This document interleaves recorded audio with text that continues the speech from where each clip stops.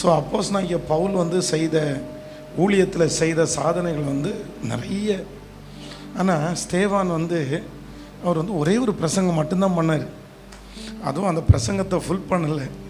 So அந்த பிரசங்கத்தை முடித்து ஒரு ஆல்டர் கால் கொடுத்து ஒரு 5000 பேர் ரசிக்கப்பட்டாங்க அப்படின்ற லிஸ்ட்டே கிடையாது. அவர் பிரசங்கம் பண்ணவே எல்லோரும் கோபம் வருது. கல் ஒவ்வொருத்தரும் எடுத்து அவ்வளோதான், பிரசங்கம் முடியும் போது செத்துட்டார். ஆனால் வேதம் சொல்லுது அந்த ஒரு இரத்த சாட்சி தான் அப்பேற்பட்ட சவுலாக இருந்த மனுஷனை பவுலாக மாற்றிருச்சு. அதனால் சில நேரங்களில் வந்து நம்ம செய்கிறது வந்து வெளியில் யாருக்குமே தெரியாது. ஒன்று நீங்கள் ரொம்ப நன்றாய் நினைத்து கொள்ளுங்கள், அவர் தம்முடைய நாமத்திற்காய் காண்பித்த அன்புள்ள பிரயாசத்தை மறந்து விடுவதற்கு அவர் அநீதி உள்ள தேவன் அல்ல. வேதத்தில் வந்து ஆண்டவருடைய கேரக்டர், ஆண்டவராகிய இயேசு கிறிஸ்து இந்த உலகத்தில் வந்து ஒரு முக்கியமான ஒரு நபர். அதே போல் அவருக்கு ஒரு முக்கியமான ஒரு நபர் இருந்தார். யார் அப்படின்னா யோவான் ஸ்நானகன். வேதம் சொல்லுகிறது ஆண்டவருக்கே ஞான ஸ்நானம் கொடுத்தது யார் அப்படின்னா, நம்ம ஒருவேளை அப்படி இருந்தோம் அப்படின்னு சொன்னால் கண்டிப்பாக நம்ம எல்லாம் போஸ்ட் அடித்து ஒட்டியிருப்போம். உண்மைதானே? நம்ம வந்து கீழே இந்த மாதிரி யோவான், பாஸ்டர் யோவான் கீழே வந்து அடைமொழி இயேசுவுக்கு ஞானஸ்தானம் கொடுத்தவர். ஏன்னா அது ஒரு ரொம்ப பெருமைக்குரிய விஷயம், ரொம்ப சந்தோஷத்துக்குரியும். ஆண்டவருக்கு எவ்வளோ பெரிய விஷயம் இல்லை. ஆனால் அவருடைய மரணம் வந்து ரொம்ப ஆச்சரியமாக இருக்கும் பாருங்கள். எனக்கு வந்து ரொம்ப கஷ்டமாக இருக்கும். உண்மையாக நானாக இருந்திருந்தால் நான் ஒத்துக்கவே மாட்டேன். இந்த மானிட்டர் கொஞ்சம் கம்மி பண்ணிடுங்க, ஃபுல்லாகவே கண்டிப்பாக ஒத்துக்க மாட்டேன். ஏன்னா அவ்வளோ டாப் மோஸ்ட் ஆண்டவருக்கு ஞானஸ்நானம் கொடுத்தவர் அப்படின்னு சொல்லி எப்போவுமே யோவான் மேலே ஜனங்களுக்கு வந்து ஒரு பெரிய பற்றுதல் இருந்துச்சு. அவர் பண்ணுற பிரசங்கம் வந்து கடினமானது தான். அவருடைய பிரசங்கம் வந்து விரியன் பாம்பு குட்டிகளே, வரும் கோபத்திற்கு உங்களை தப்பித்து கொள்வதற்கு வழிகாட்டினவன் யார் அப்படின்னு பிரசங்கம் பண்ணார். அவர் இருந்தது சிட்டியை விட்டு அவுட்டரில் போய் இருந்தார். சிட்டியில் உள்ள ஜனங்களோடு இல்லை, ஆனால் வனாந்திரத்தில் கூப்பிடுறவனுடைய சத்தம். அந்த வனாந்திரத்தில் நிறைய பேர் தேடி போனாங்க. அவர் போட்டிருந்த ட்ரெஸ் வந்து ஒட்டக மயிர் உடையை அணிந்திருந்தார். அவர் சாப்பிட்ட சாப்பாடு வந்து வெட்டுக்கிளி காட்டுத்தேன் அவருடைய சாப்பாடாக இருந்துச்சு. அப்படின்னா யோவான் ஸ்நானகனுடைய ட்ரெஸ் வந்து நம்ம நினைக்கிற அளவுக்கு பகட்டா இல்லை. யோவான் ஸ்நானகனுடைய சாப்பாடு வந்து நம்ம நினைக்கிற அளவுக்கு ரொம்ப பகட்டா இல்லை. அவர் தங்கி இருந்த இடம் வந்து அவ்வளோ பெரிய இடமா இல்லை. ஆனால் வேதம் சொல்லுது அன்னைக்கு இருந்த ரோம அரசாங்கத்தில் இருந்த பெரிய பெரிய அதிகாரிகள் வந்து அவரிடத்தில் தேடி போய் என்ன கேட்டாங்க அப்படின்னா, ரட்சிக்கப்படுறதுக்கு நாங்கள் என்ன பண்ணணும்னு கேட்டாங்க. அப்போ வந்து சில நேரங்களில் வந்து நம்ம என்ன நினைப்போம் அப்படின்னு சொன்னால், ஆண்டவர் நம்மை நம்புவதற்கு, நம்மளை பயன்படுத்துகிறதற்கு இதெல்லாம் வேணும் அப்படின்னு நம்ம நம்புவோம். எனக்கு அவங்கள மாதிரி குரல் இல்லை, எனக்கு அவங்கள மாதிரி வந்து அழகு இல்லை, எனக்கு அவங்கள மாதிரி படிப்பு இல்லை அப்படின்னு சில நேரங்களில் வந்து நம்மளையே நம்ம நிறைய நேரத்தில் ஒதுக்கிடுவோம். ஆனால் ஒன்று எப்பொழுதும் நினைத்து கொள்ளுங்கள், உங்களை பயன்படுத்துறதற்கு உங்களுக்கு ஒன்றுமே இருக்க வேண்டிய அவசியமே கிடையாது. எதுவுமே தேவையில்லை. அவங்களுக்கெல்லாம் எவ்வளோ இருக்கு ஆண்டவரே, எனக்கு ஏதாவது ஒன்று கொடுத்துட்டீங்களா, எனக்கு சொல்லிக்கிறதுக்கு ஏதாவது ஒன்று இருக்குதா, எனக்கு ஒரு பேக்ரவுண்டு கூட இல்லையே, எனக்கு ஒரு நாலேஜ் கூட இல்லையே. நான் நம்புகிறேன் எவரையும் மேன்மைப்படுத்தவும் பலப்படுத்தவும் அவருடைய கரத்தினால் ஆகும். ஆமென். அதனால் வந்து நீங்கள் அதெல்லாம் குறித்து யோசிக்கவே வேண்டாம். இந்த ஜெபத்தில் இந்த 2வது வருஷம் ஆனிவர்சரியில் எனக்கு ஏதாவது ஒரு தகுதி வேணும் அப்படின்னு ஒன்று நினைத்து கொள்ளுங்கள். ஆண்டவரை பொறுத்த வரைக்கும் எபிலிட்டியை விட அவைலபிலிட்டி தான் ரொம்ப முக்கியம்னு. ஆமென். உங்களுக்குள்ளே என்ன தரம் இருக்குது, உங்களுக்குள்ளே என்ன தாளந்து இருக்குது, அந்த எபிலிட்டியை கர்த்தர் பார்க்குறதே இல்லையாம். உங்களுடைய திறமைகளை ஆண்டவர் பார்க்குறதில்ல. ஆனால் ஆண்டவர் எதை பார்க்குறாருன்னா, உங்களுடைய அவைலபிலிட்டினா நீங்கள் எவ்வளோ இருக்கிறீங்க. இப்போது ஆண்டவர் வந்து கூப்பிடும்போது அந்த இடத்துல இருக்கணும்னு நினைப்பார். ஆதாமை வந்து டெய்லி கர்த்தர் சந்திக்கிறார். சந்திக்கும் போது என்ன சொல்கிறாருன்னா, ஆதாமே நீ எங்கே இருக்கிறாய் அப்படின்னா என்ன கேட்குறாரு அப்படின்னா, நீ இருக்க வேண்டிய இடம் அது இல்லைல்ல, நீ போக வேண்டிய இடம் அது இல்லைல்ல, உன்னை நான் தேடுறேன்ப்பா. நான் இப்போ வந்து அடிக்கடி நான் நினைப்பேன், இப்போ வந்து நான் இப்போ சர்ச்சில் இருக்கிறேன், இப்போ வந்து எனக்கு கொஞ்சம் தண்ணி தேவைப்படுது. நான் வந்து இப்போ வந்து தண்ணி தேவைப்படுதுன்னா இந்த தண்ணியை வந்து நான் யாரிடத்துல கேட்க முடியும்னா, எனக்கு சரியாக எடுத்துகிட்டு வர்றவங்க குவாலிட்டியாக கொடுக்குறவங்கன்றதை விட என் பக்கத்தில் யார் இருக்கா, அவங்கள்ட்ட தான் நான் அதிகமாக சொல்ல முடியும். அதனால ஆண்டவருடைய பிள்ளைகளே, உங்களையும் என்னையும் ஆசீர்வதிப்பது ஆண்டவருக்கு லேசான காரியம். உன் ஆகாரத்தை தண்ணீர்கள் மேல் போடு, அநேக நாட்களுக்கு பின்பு அதனுடைய பலனை காண்பாய். அதனால நீங்கள் எதையுமே யோசிக்க வேண்டாம். நீங்கள் செஞ்சுட்டே இருங்க, நீங்கள் அவைலபிளாக இருங்க. நான் நம்புகிறேன் உங்கள் தலையை நிமிர பண்ணுவதற்கு கர்த்தர் வல்லவராக இருக்கிறார். அல்லேலூயா. நான் முதலில் சர்ச்சில் இந்த சர்ச்சை ஆரம்பிக்கும் போது 3 பேரை வைத்து திருச்சபையை ஆரம்பித்தோம். அப்போ இந்த ஃபாஸ்டிங் ப்ரேயருக்கு பார்த்தீங்க அப்படின்னா வயதான பாட்டிங்க ஒரு 7 பேர் வருவாங்க. அந்த 7 பேர் ரவுண்டாக உட்காந்து அப்படி தான் ஃபாஸ்டிங் ப்ரேயர் மைக்கு பிடிச்சி அந்த மாதிரி பிரசங்கெல்லாம் பண்ண மாட்டோம். ஏன்னா ஆள் இல்லை, எல்லாருமே ரொம்ப வயசானவங்க. அந்த பாட்டியம்மா ஜெபம் பண்ணால் அவங்களுடைய வாய் கூட அந்த பல் இல்லாததுனால அது சரியாக இருக்காது. அதில் ஒரு அம்மா வெத்தலை பாக்கு போடுற அம்மா தான் வருவாங்க. அப்போது இந்த 7 பேரை வச்சு நடத்தும்போது ஒருத்தர் எங்களுடைய திருச்சபைக்கு பக்கத்தில் இருக்கிற ஒருத்தர் பேசிகிட்டே இருக்கும்போது என்ன சொன்னார் அப்படின்னா, என்னை ஒருத்தர் இன்ட்ரடியூஸ் பண்ணுறாரு. அவங்களுடைய வீடினுடைய ஓப்பனிங், வீடு திறப்பு விழாவுக்கு. அப்போ எங்கிட்ட ஒரு ஜெபம் பண்ண சொன்னாங்க. நான் ஒரு ஜெபம் பண்ணேன். அப்போ அந்த வீடை திறக்கிறதுக்காக வந்திருக்கிற அந்த பெரிய போதகரிடத்தில் என்னை இன்ட்ரடியூஸ் பண்ணுற இந்த பக்கத்தில் இந்த சர்ச்சை நடத்துகிற பிரதர் அப்படின்னாரு. உடனே அவர் என்னை ரொம்ப குறைவாக அந்த இடத்துல பேசிட்டார். அப்படின்னா ரொம்ப குறைவாக அவர் சொன்னார், என்னப்பா அந்த கிழவிகளை வச்சு கொட்டடிச்சிட்டு இருக்கிற நீயா, உன்னை கேள்விப்பட்டேன் அப்படின்னாரு. ஆனால் நான் அதை குறித்து கவலைப்படலை. ஆனால் உண்மையிலே ஆண்டவருடைய பிள்ளைகளை பெருமைக்காக அல்ல, என்னுடைய ஊழியத்தில் நான் என்ன நினைப்பேன் அப்படின்னா, உலகத்தில் ஒரு மனிதன் ஒரு 10,000 ரூபாய் சம்பளம் வாங்குறாருன்னா கண்டிப்பாக 8 மணி நேரம் ஒர்க் பண்ணியே ஆகணும். 8 மணி நேரம் வேலை செய்கிற ஒருவன் தான் அவருக்கு தான் 12,000 ரூபாய் சம்பளம், 10,000 ரூபாய் சம்பளம். ஸோ ஆண்டவர் எனக்கு 10,000 ரூபாய் சம்பளம் கொடுக்குறாருன்னா நான் கண்டிப்பாக 8 மணி நேரம் வேலை செய்யணும், 10 மணி நேரம் நான் வேலை செய்யணும். அந்த கான்செப்டில் நான் வேலை செய்தேன். ஆனால் கர்த்தர் இன்று பார்த்தீங்க அப்படின்னா அந்த ஊழியத்தில் மகிமையானவைகளை காணும்படியாய் கர்த்தர் செய்தார். அதனால இந்த ஜெபத்தில் இருக்கிற நீங்கள் அது நடக்கும், எப்போ வராது. நீங்கள் ஒருவேளை ஒருத்தருக்கு சீக்கிரமாக நடந்திருக்கலாம், ஒரு சிலருக்கு துரிதமாய் கிடச்சிருக்கலாம், 10 நாளையில் கிடச்சிருக்கலாம். அவங்களுக்கு 10 நாளையில் கிடச்சிருச்சு, எனக்கு காலதாமதம் ஆகுதே, எனக்கு கிடைக்கவே இல்லையே அப்படின்னு நீங்கள் நினைக்க வேண்டாம். ஆண்டவர் சொல்லுகிறார், நம்முடைய அத்தனை பேருடைய அன்புள்ள பிரயாசத்தையும் கர்த்தர் கணக்கில் வைத்திருக்கிறார். கண்டிப்பாக கண்ணீரோடு விதைக்கிற நீங்கள் ஒரு நாள் கம்பீரமாய் நீங்கள் அறுப்பீர்கள். அள்ளி தூவும் விதையை சுமந்து கொண்டு போகிறவர்கள் அழுது கொண்டு போகிறார்கள். தாங்கள் அறுக்கிற அரிக்கட்டுகளை அவங்க சுமந்துட்டு வரும்போது கம்பீரத்தோடு சுமந்து வருவீங்க. நான் தீர்க்க தரிசனமாக சொல்கிறேன், இன்னைக்கு நீங்கள் அழுகையோடு போனால் கூட நீங்கள் கவலைப்படாதீங்க. ஆண்டவர் கண்டிப்பாக அதே தெருவில், அதே சொந்தக்காரங்களுக்கு முன்னாடி, அதே நண்பர்களுக்கு முன்னாடி உங்களை கம்பீரமாய் கர்த்தர் ஒரு நாள் கர்த்தர் நிச்சயமாய் கொண்டு வருவதற்கு வல்லவராக இருக்கிறார். ஆமென் சொல்லுங்க பார்க்கலாம். அதனால எல்லாருமே என்ன அப்படின்னா, ஆண்டவரே எனக்கு நான் அவைலபிளாக இருக்கணும். ஆண்டவர் சொல்கிறாரு, நீங்கள் பவுல் நட்டான், அப்பல்லோ நீர் பாய்ச்சினான், கர்த்தரோ விளைய செய்தார். நடுகிறவனாலும் அல்ல, நீர் பாய்ச்சுகிறவனாலும் அல்ல, விளைய செய்கிற தேவனாலே. விளைய செய்கிறது யாரு? சத்தமாக சொல்லுங்க. ஆனால் நடுறது யாரு? நடுற வேலையை ஆண்டவர் யார் கையில் கொடுத்துருக்கிறாரு? இந்த வேலையிலே ரொம்ப முக்கியமான வேலை என்ன அப்படின்னா, பலன் கொடுக்குற அந்த நீர்ப்பாய்ச்சி வேலை. நடுற வேலையோ நீர்ப்பாய்ச்சுக்கிற வேலையோ பெரிய வேலை இல்லை. எந்த வேலை பெரிய வேலை தெரியுமா? விளைய செய்கிற வேலை தான் பெரிய வேலை. ஆனால் அந்த பெரிய வேலையை யார் கையில் வச்சிருக்கிறாரு? கர்த்தர் கையில் வச்சிருக்கிறாரு.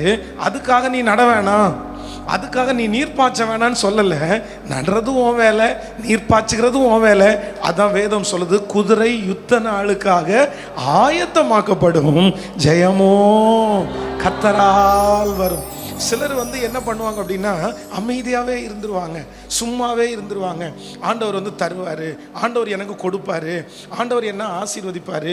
ஒன்று உண்மையாய் நினைத்து கொள்ளுங்கள், ஆண்டவரை பொறுத்த வரைக்கும் அமைதியாக இருக்கவங்களுக்கு, சும்மா இருக்கவங்களுக்கு ஆண்டவர் செய்யவே முடியாது, செய்யவே முடியாது. ஆண்டவர் எப்பவுமே செய்ய முடியாது. நீங்கள் இதில் ரொம்ப கவனமாக இருங்க. சிலர் வந்து அப்படிப்பட்ட உபதேசத்தை யாராவது சொன்னால் கூட நீங்கள் நம்பாதீங்க. ஆண்டவர் வந்து என்ன நினைக்கிறார் அப்படின்னா, நீ ஒரு படி எடுத்து வை, நீ ஒரு கால் எடுத்து வை, நீ ஆசைப்படு, நீ பிரயாசப்படு. ஆனால் நீ பட்ட பிரயாசத்திற்கு இப்பொழுது பலன் இல்லைன்னா கூட கண்டிப்பாக நான் உனக்கு பலன் தருவேன் என்று கர்த்தர் வாக்கு கொடுக்கிறார். அப்போ யோவான் ஸ்நானகனுடைய அந்த ஃபுட்டு, அவனுடைய ட்ரெஸ்ஸு இதெல்லாம் சரியில்லைன்னா கூட அவனை தேடி வந்தவர்கள் பெரிய பெரிய ஆட்கள். அவ்வளோ பெரிய ஹீரோவாய் இந்த உலகத்தில் எல்லாருக்கும் முன்னாடி இருந்து ஆண்டவர் ஞானஸ்நானம் எடுக்கும்போது எல்லாருக்கும் முன்னாடி வந்து கர்த்தர் ஞானஸ்நானம் கொடுக்க வச்சுட்டு அவனுடைய மரணம் எப்படி இருந்தா அப்படின்னா, அந்த ஊர்லேயே அதுவும் கள்ள தொடர்பில் இருக்கிற ஒரு ஃபேமிலி, அந்த நாட்டினுடைய ராஜா, அந்த ராஜா வந்து வித்தியாசமாக ஒருத்தங்களை வச்சிருக்கிறாரு. அவங்களுடைய பொண்ணு வந்து ஒரு டான்ஸ் பண்ணுறான். அந்த டான்ஸ் வந்து ரொம்ப குளிர பண்ணிருச்சு. உடனே அந்த ராஜா கேட்குறாரு, சரி உங்கள் பொண்ணு ஆடின டான்ஸ் எனக்கு பிடிச்சிருச்சு, என்ன வேணும் அப்படின்னு கேட்டால் இது நேரம் எங்கே போச்சு, இந்த பிள்ளை அவங்க அம்மாட்ட போகுது. அம்மாட்ட போய் என்னம்மா கேட்குறது ராஜாட்டான்னு கேட்டால் அந்த அம்மா எதையும் கேட்காம யோவான் ஸ்நானகனுடைய, சரி இவன் இருந்தால் தான் டிஸ்டர்பு, இவன் இருக்கிறனால தான் நம்மளால சரியாக வாழ முடியல, அதனால தலையை கேட்டுன்னு சொன்ன உடனே ஆண்டவர் எப்படி அனுமதிச்சாரு? எப்படி அனுமதிக்கலாம்? ஆண்டவருக்கு ஞானஸ்நானம் கொடுத்தவர் தானே, அவ்வளோ பிரசங்கம் பண்ணவர் தானே. தன்னுடைய தாயினுடைய வயிற்றுல, எலிசபெத்தினுடைய வயிற்றுல இருக்கும்போது வேதம் சொல்லுது, 2 பேரும் சந்திக்கும் போது அந்த வயிற்றுல இருக்கிற குழந்தை அபிஷேகத்தினால, அப்போ பிறக்கும் போதே யோவான் ஸ்நானகன் வந்து அவன் வந்து பரிசுத்த ஆவியினாலே நிரப்பப்பட்டவர், அவ்வளோ பெரிய மகிமையானவர்.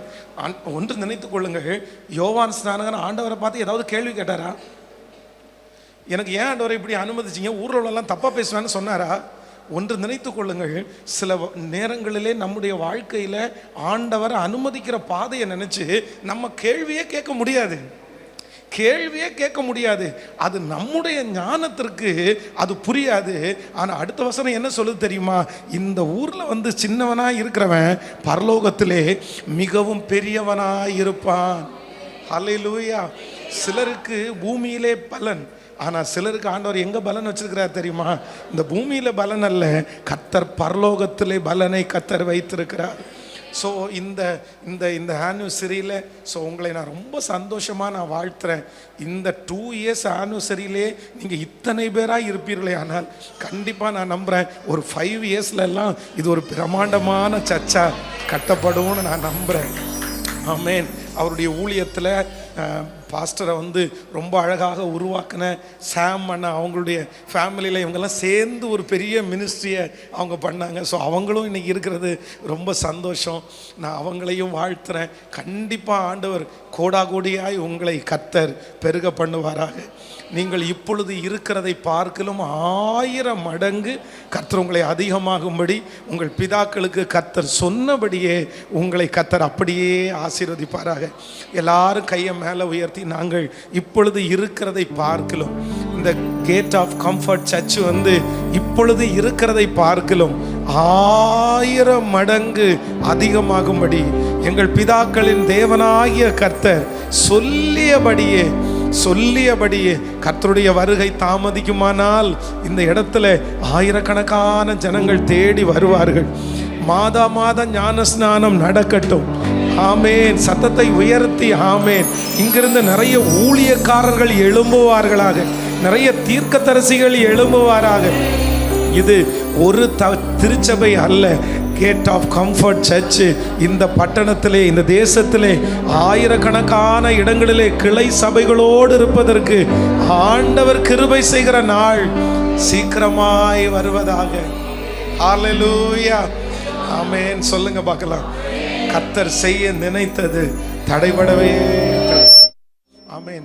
திருச்சபையை மட்டும் இல்லை, நம்ம எல்லாரையும் ஆண்டவர் ஆசீர்வதிக்க போகிறாரு. இன்றைக்கி ஒரு தீர்மானம் மட்டும் எடுக்க போகிறோம். என்ன அப்படின்னு சொன்னால், ஆண்டவரே நான் வந்து அவைலபிளாக இருப்பேன். உங்கள் வாழ்க்கையிலேயே ரொம்ப கொடுமையான ஒன்று என்ன அப்படின்னா, நீங்கள் சும்மா இருக்கிறது தான் பெரிய ஆபத்து. நல்லா நினச்சிக்கங்க, சும்மா இருக்கிறது வந்து ஒரு பாதாள குழின்றது நீங்கள் மறந்துடாதீங்க.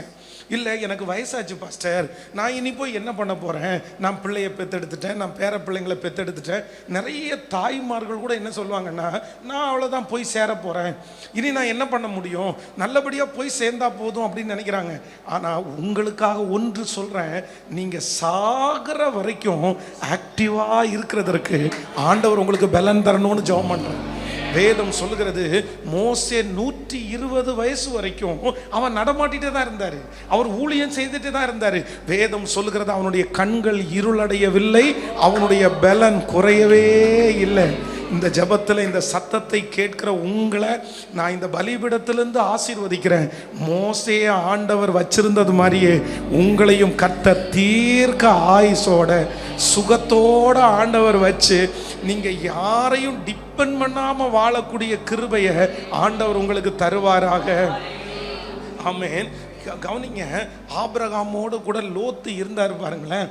இப்போ ஆக்டிவான ஒரு மனுஷனோட இருக்கும்போது சம்பாதிக்கணுன்ற ஆசை அவருக்கு இருந்துச்சு, நம்ம சாதிக்கணுன்ற ஆசை இருந்துச்சு. ரெண்டு பேரும் போட்டி போட்டு சம்பாதிச்சாங்க. வேதம் சொல்கிறது, ஆபிரகாமனுடைய மந்தை மேய்ப்பருக்கும் லோத்துனுடைய மந்தை மேய்ப்பருக்கும் வாக்குவாதம் வந்துச்சு. ஏன் வாக்குவாதம் வந்துச்சுன்னா, ரெண்டு பேருடைய மந்தையும் பெருகிருச்சு. அப்போது இப்போ வந்து நீ வலதுபுறம் போனால் நான் இடதுபுறம் போகிறேன். இது வரைக்கும் ரொம்ப ஆக்டிவாக இருந்த இந்த மனுஷன் இப்போ என்ன, வேதம் அவரை குறித்து என்ன சொல்லுது அப்படின்னா, இந்த லோத்து பட்டணத்தினுடைய வாசலிலே உட்கார்ந்துருந்தான். அப்படின்னா சோதோம் கொமோரா பட்டணம் வந்து ரொம்ப அழிவின் பட்டணம், பாவம் நிறைஞ்ச பட்டணம். வேடிக்கை பார்க்குறதுக்கு நிறைய இருக்குது.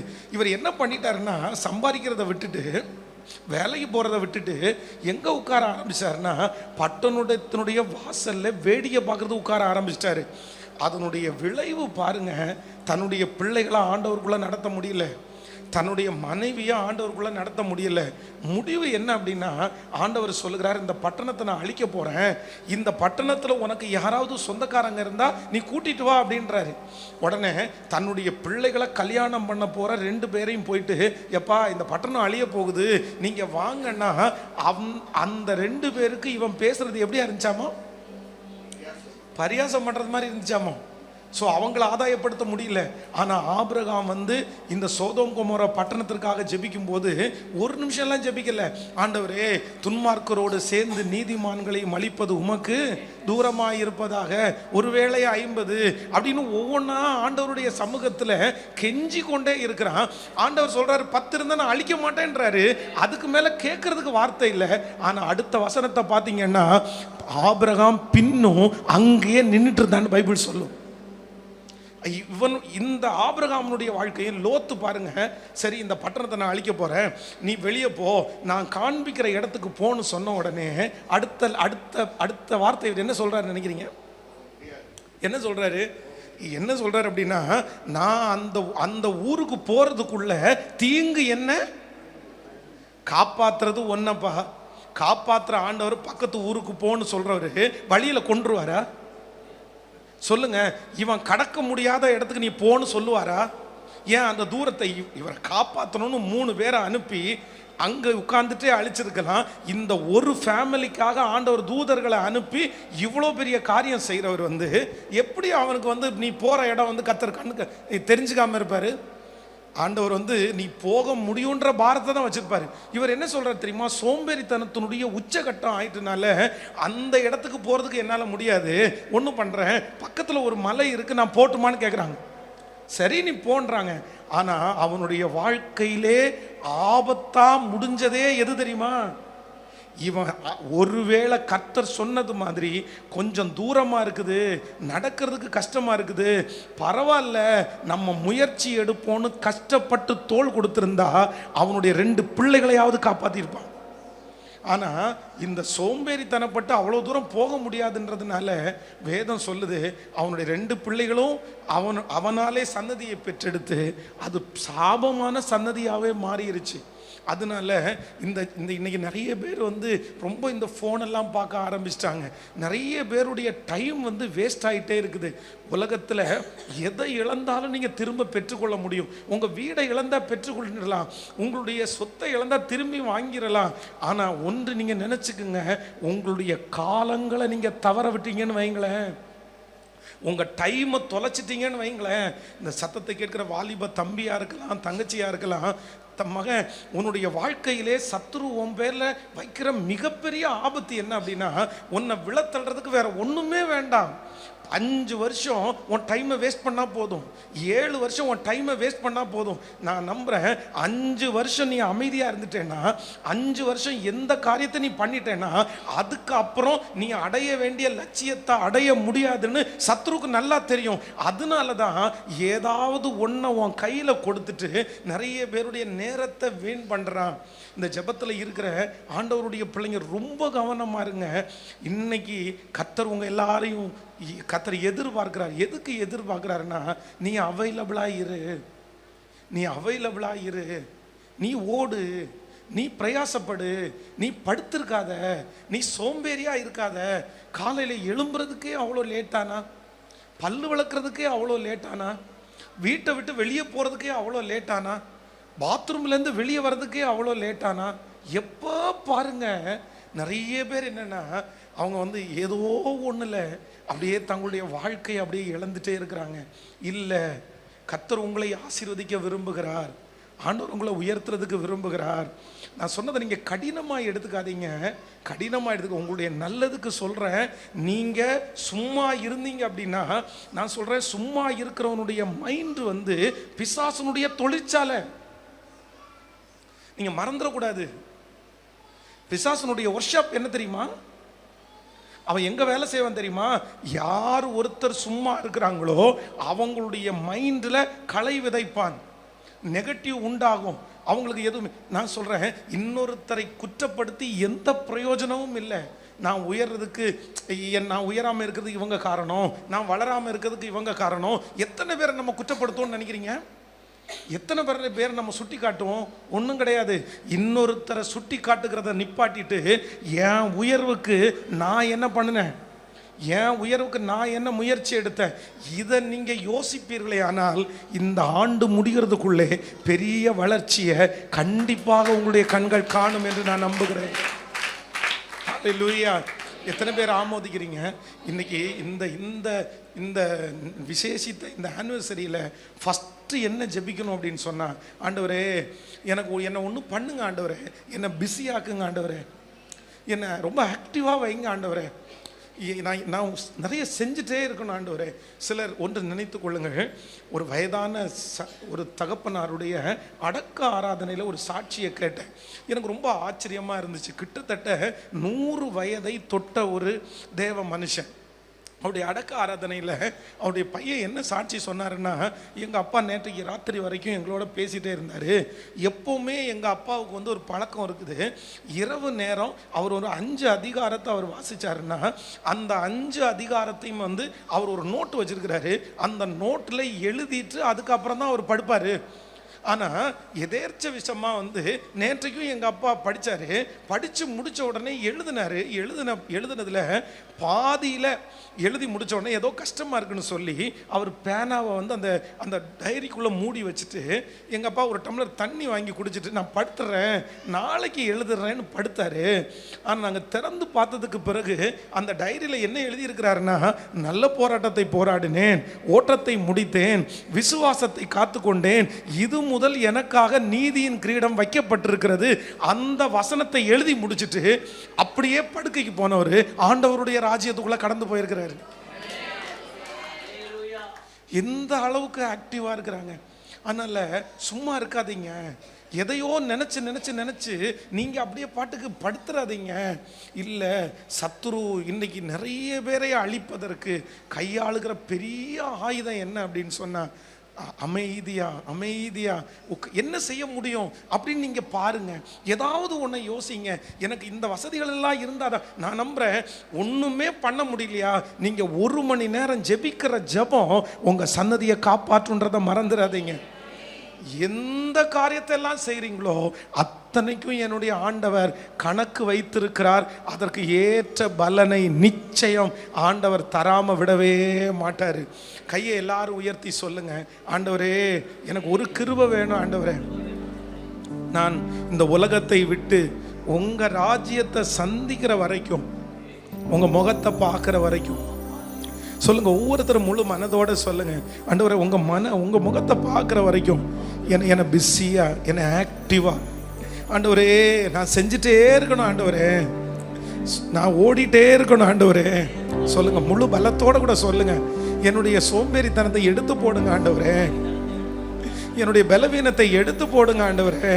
நான் நிற்க வேண்டிய இடத்துல நான் நிற்கணும், நான் செய்ய வேண்டிய இடத்துல அந்த காரியத்தை நான் செய்யணும் ஆண்டவரே. ஒரு நாளும் சத்துரு என்னுடைய சிந்தையை வஞ்சிக்காதபடி இப்போ எனக்குள்ள ஒரு உற்சாகத்தின் ஆவிய சொல்லுங்க, எல்லாரும் சொல்லுங்க, சோர்வின் ஆவிகளை எடுத்து போட்டு என்னை உற்சாக ஆவியினால்,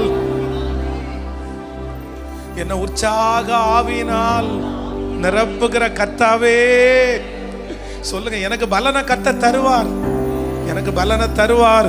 அவருடைய நாமத்திற்காய் காண்பித்த அன்புள்ள பிரயாசத்தை மறந்து விடுவதற்கு அநீதி உள்ள தேவன் அல்ல அல்ல. ஹல்லேலூயா. யோசேப்பை ஆசீர்வதிக்கப்பட்டுட்டாருன்னு நம்ம சொல்லுவோம். யோசேப்புக்கு எப்படியோ லக்கியா வந்துருச்சு அப்படின்னு சொல்லுவோம். ஆனா உண்மையிலேயே யோசேப்பினிடத்தில் இருந்த பெரிய குவாலிட்டி என்ன அப்படின்னு சொன்னா, அவன் தகப்பனாரோடு இருக்கும்போது அவன் வேலை செஞ்சானோ இல்லையோ, இப்போ அந்நிய நாட்டில் அவனுக்கு ஒன்றும் ஆடு மேய்க்கிற வேலை கொடுக்கல, இல்லைன்னா நல்ல வேலையெல்லாம் கொடுக்கல. எடுத்த உடனே அவனுக்கு அந்த வீட்டிலேயே உதவி செய்கிற வேலையும் பாத்திரம் கழுவுற வேலையும் க்ளீன் பண்ணுற வேலையும் தான் கொடுத்துருப்பாங்க. ஆனால் யோசேப்பினுடைய எஜமானன் என்ன கண்டுபிடிச்சாரு தெரியுமா?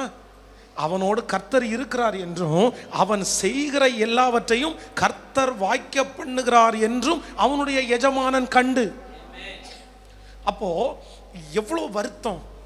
அப்பாவை பிரிஞ்சிருக்கிறான், பலவர்ண அங்கி போட்டவன், அப்பாவுடைய ரொம்ப பெட்டா இருந்தவன், அதுவும் அந்நிய தேசத்துல பாஷை தெரியாத ஒரு இடத்துல அவ்வளவு கஷ்டமான ஒரு சூழ்நிலையில கடந்து வந்தா, நான் என்னதான் இருந்தாலும் அந்த அந்த ஈடுபாடோட அந்த வேலையை செய்ய முடியுமா?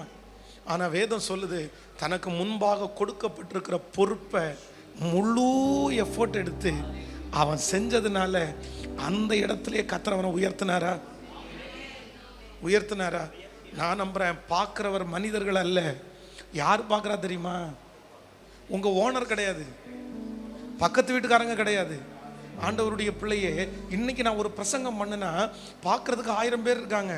ஆனால் 25 வருஷத்துக்கு முன்னாடி 15 வருஷத்துக்கு முன்னாடி ஒரு பிரசங்கம் பண்ணுனா செவர் மட்டும்தான் பார்க்குமே தவிர வேற யாரும் பார்க்க மாட்டாங்க, யாருமே பார்க்க மாட்டாங்க.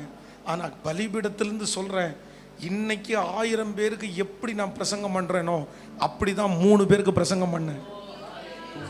இப்போ கூட நான் சொல்லுவேன் என்ன அப்படின்னா, இப்போ கூட பலவீனத்து நிமித்தம் ரொம்ப குறைஞ்சிருச்சு. அப்போல்லாம் 3 பேருக்கு பிரசங்கம் பண்ணுறதுக்கு 3 நாள் உபவாசம் இருப்பேன். வெள்ளி சனி ஞாயிறு 3 நாட்களும் உபவாசத்திலே இருந்து ஞாயிற்றுக்கிழமை ஆராதனை முடிச்சதுக்கு அப்புறம் தான் சாப்பிடுவேன். அப்போல்லாம் பேச்சுலர், சாப்பாட்டுக்கு ரொம்ப கஷ்டம், நானே சமைச்சு வேற சாப்பிடணும். அது பணமும் அந்த அளவுக்கு இருக்காது, கடையில் போய் சாப்பிட முடியாது. எங்கள் வீட்டுக்கு கீழே ஒருத்தவங்க குடியிருப்பாங்க, அவங்க கிறிஸ்டியன். அவங்க வந்து ஞாயிற்றுக்கிழமையானா பிரியாணி பண்ணுவாங்க. எனக்கு வந்து பிரியாணி அவ்வளோ ஆசையாக இருக்கும். அவங்க எப்போவுமே தரமாட்டாங்க, ஆனால் எப்போவாவது ஒரு டைம் தருவாங்க. உண்மையிலேயே நான் வந்து மனசார சொல்கிறேன், ஒரு ஞாயிற்றுக்கிழமை ஆராதனை முடிச்சுட்டு அன்னைக்கு பெரிய ப்ரிப்ரேஷன் ஆகிட்டு போகிறேன், ஆத்துமாக்கள் யாருமே இல்லை. ரொம்ப மனசு வருத்தமாக இருந்துச்சு. 3 நாளாக சாப்பிடலை. இவங்க கொண்டு போய் வந்து பிரியாணியை வந்து எனக்கு முன்னாடி வச்சுட்டாங்க. கர்த்தருக்கு முன்னாடி சொல்கிறேன், அந்த பிரியாணியை எடுத்து தள்ளி வச்சுட்டு சொன்னேன், ஆண்டவரே எனக்கு பிரியாணி வேண்டாம், ஃபஸ்ட்டு எனக்கு ஆத்துமாக்களை தாங்க ஆண்டவரே, ஆத்துமாக்களை தாங்க ஆண்டவரே. உண்மையிலேயே அந்த பிரயாசத்தை எல்லாம் நான் மறந்துட்டேன், என்னை சுற்றி இருக்கிறவங்க மறந்துட்டாங்க. ஆனால் ஆண்டவர் கணக்கிலே வைத்திருந்தார். நீங்கள் மறைவிடத்தில் வடிக்கிற கண்ணீரை கர்த்தர் பார்க்குறாரு. நீங்கள் யாருக்கும் தெரியாமல் செய்கிற வேலையை கர்த்தர் பார்க்குறாரு. உங்களை கை தட்டுறதுக்கு, உங்களை என்கரேஜ் பண்ணுறதுக்கு, உங்களை தட்டி கொடுக்கறதுக்கு யாருமே இல்லைன்னு நீங்கள் கவலைப்படாதீங்க. நான் நம்புகிறேன், உங்களுடைய ஒவ்வொரு அசைவிலையும் உங்களை தட்டி கொடுக்கறதுக்கு ஒருத்தர் இருக்கிறான்றதை இங்கே மறந்துடாதீங்க. நான் சொல்றேன், தாவீதை யாருங்க தட்டி கொடுத்தா? தாவீது வந்து தன்னுடைய சின்ன வயதிலே செய்தது அப்படின்றது என்ன ஈஸின்னு நினைச்சிடுறீங்களா? அவன் அவன் என்ன சொல்றான் அப்படின்னு சொன்னா, கோலியாத்துக்கு முன்பாக போய் நிற்கும்போது தன்னுடைய ராஜாவை பார்த்து சொல்லுகிறான், ஒரு விசை சிங்கம், நான் ஆடுகளை மேய்ச்சிட்டு இருக்கும்போது ஒரு விசம் சிங்கம் வந்துருச்சு, அந்த சிங்கத்தினுடைய வாயை நான் கிழிச்சிட்டேன். ஒரு விசை கரடி வந்துருச்சு, அந்த கரடியை நான் கொன்னுட்டேன். சிங்கத்தினுடைய வாய்க்கும் கரடியினுடைய வாய்க்கும் என்னை தப்புவித்தவர் இந்த பெலிஸ்தியனுடைய கைக்கு என்னை. இப்போ நீங்க கவனிங்க, சிங்கத்தை கொல்றது அப்படின்றது வந்து சுலபம் நினைச்சிங்களா? ஹலோ, என்ன நம்முடைய பிள்ளைங்க வந்து இன்னைக்கு வந்து ஒரு 1/4 கிலோமீட்டர் ஓட்ட பந்தயத்தில் ஓடி முடிச்சு ஒரு கப்பு வாங்கிட்டு வந்தா நம்ம ஊரே ஃபோன் பண்ணி சொல்லுவோம். இப்போ வீடியோ காலில் போட்டு வேற காமிப்போம், பாட்டிகிட்ட சொல்லு. அது இத்தினூண்டா இருக்கும், அந்த கப்பு கண்ணுக்கே தெரியாது. அது காயிலங்கடையில் போய் ஒரு 10 ரூபாய் 20 ரூபாய்க்கு வாங்கிட்டு வந்துருப்பாங்க. என் பிள்ளை ஓடிட்டான், என் பிள்ளை ஜெயிச்சிட்டான், என் பிள்ளை கப்பு வாங்கிட்டான், பெரிய வேர்ல்டு கப்பே வாங்குற மாதிரி பேசிட்டு இருப்போம். ஆனால் அவ்வளோ பெரிய விஷயத்தை செஞ்சிருக்கிறான். சிங்கத்தை கொண்டிருக்கிறான், கரடியை கொண்டிருக்கிறான். இந்த செய்தியை அவங்க அப்பா அம்மா கேட்டு கைத்தட்டி சந்தோஷப்பட்டு, என் பிள்ளைக்குள்ள இந்த வயசுல இந்த இருக்கு, அவங்க அப்பா அம்மாவுக்கும் இவனுக்கும் ஒரு ஐக்கியம் கூட இல்லை. இவ்வளோ பெரிய சாதனையை பண்ணிட்டு வந்திருக்கிறான். தன் தகப்பனிடத்துலையும் தன் தாயிடத்துலையும் போய் நான் இப்படி ஒன்று பண்ணினேன்னு ஓப்பனாக சொல்கிற அளவுக்கு கூட அவங்க அம்மா அப்பா இல்லை.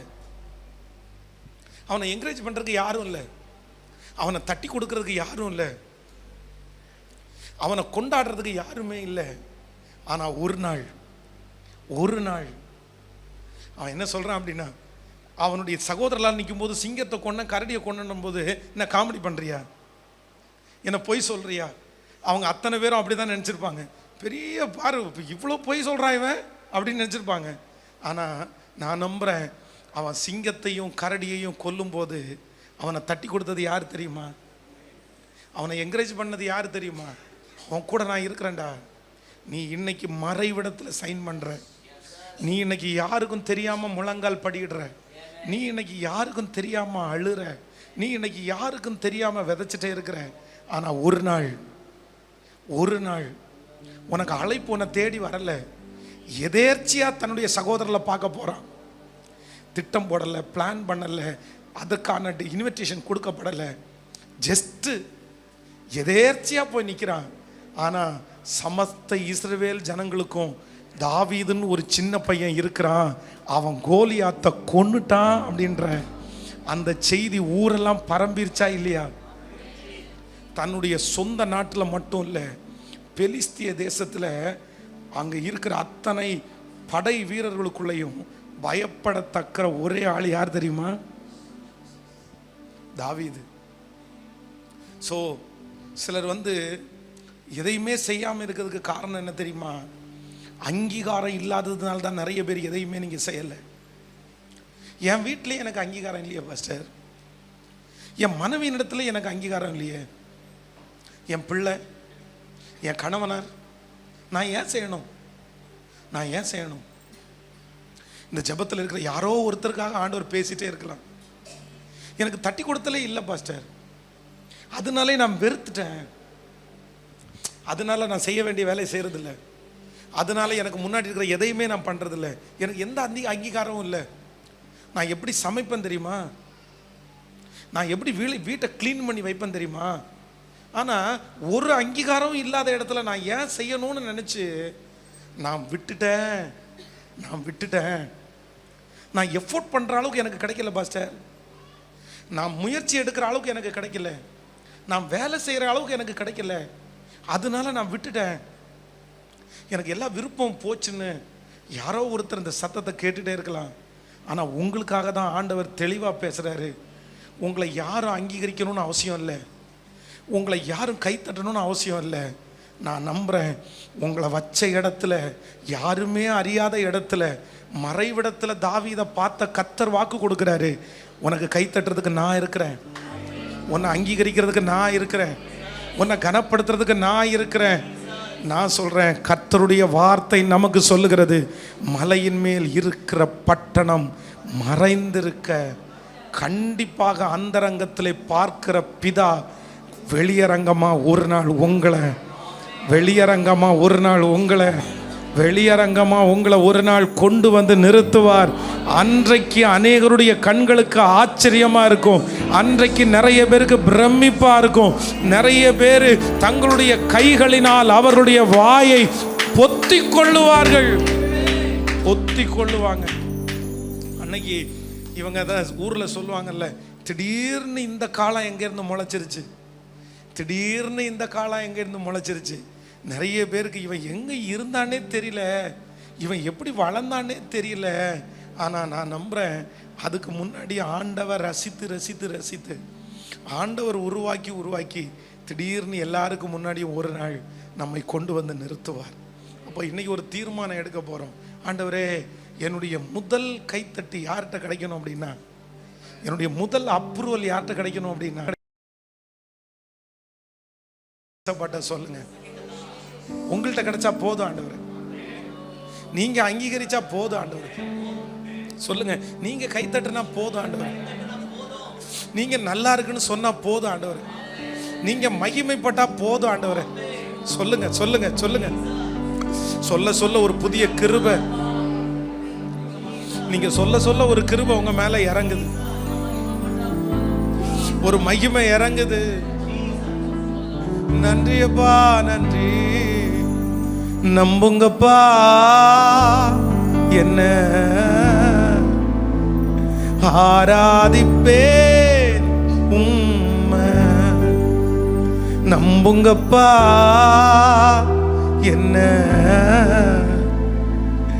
ஆராதிப்பேன் உம்மை. உங்க பிள்ளைனா, உங்க பிள்ளைனா, உங்க பிள்ளைனா, உங்க பிள்ளைனா. நானும் பார்க்கணும், உம் சத்தம் கேட்கணும்.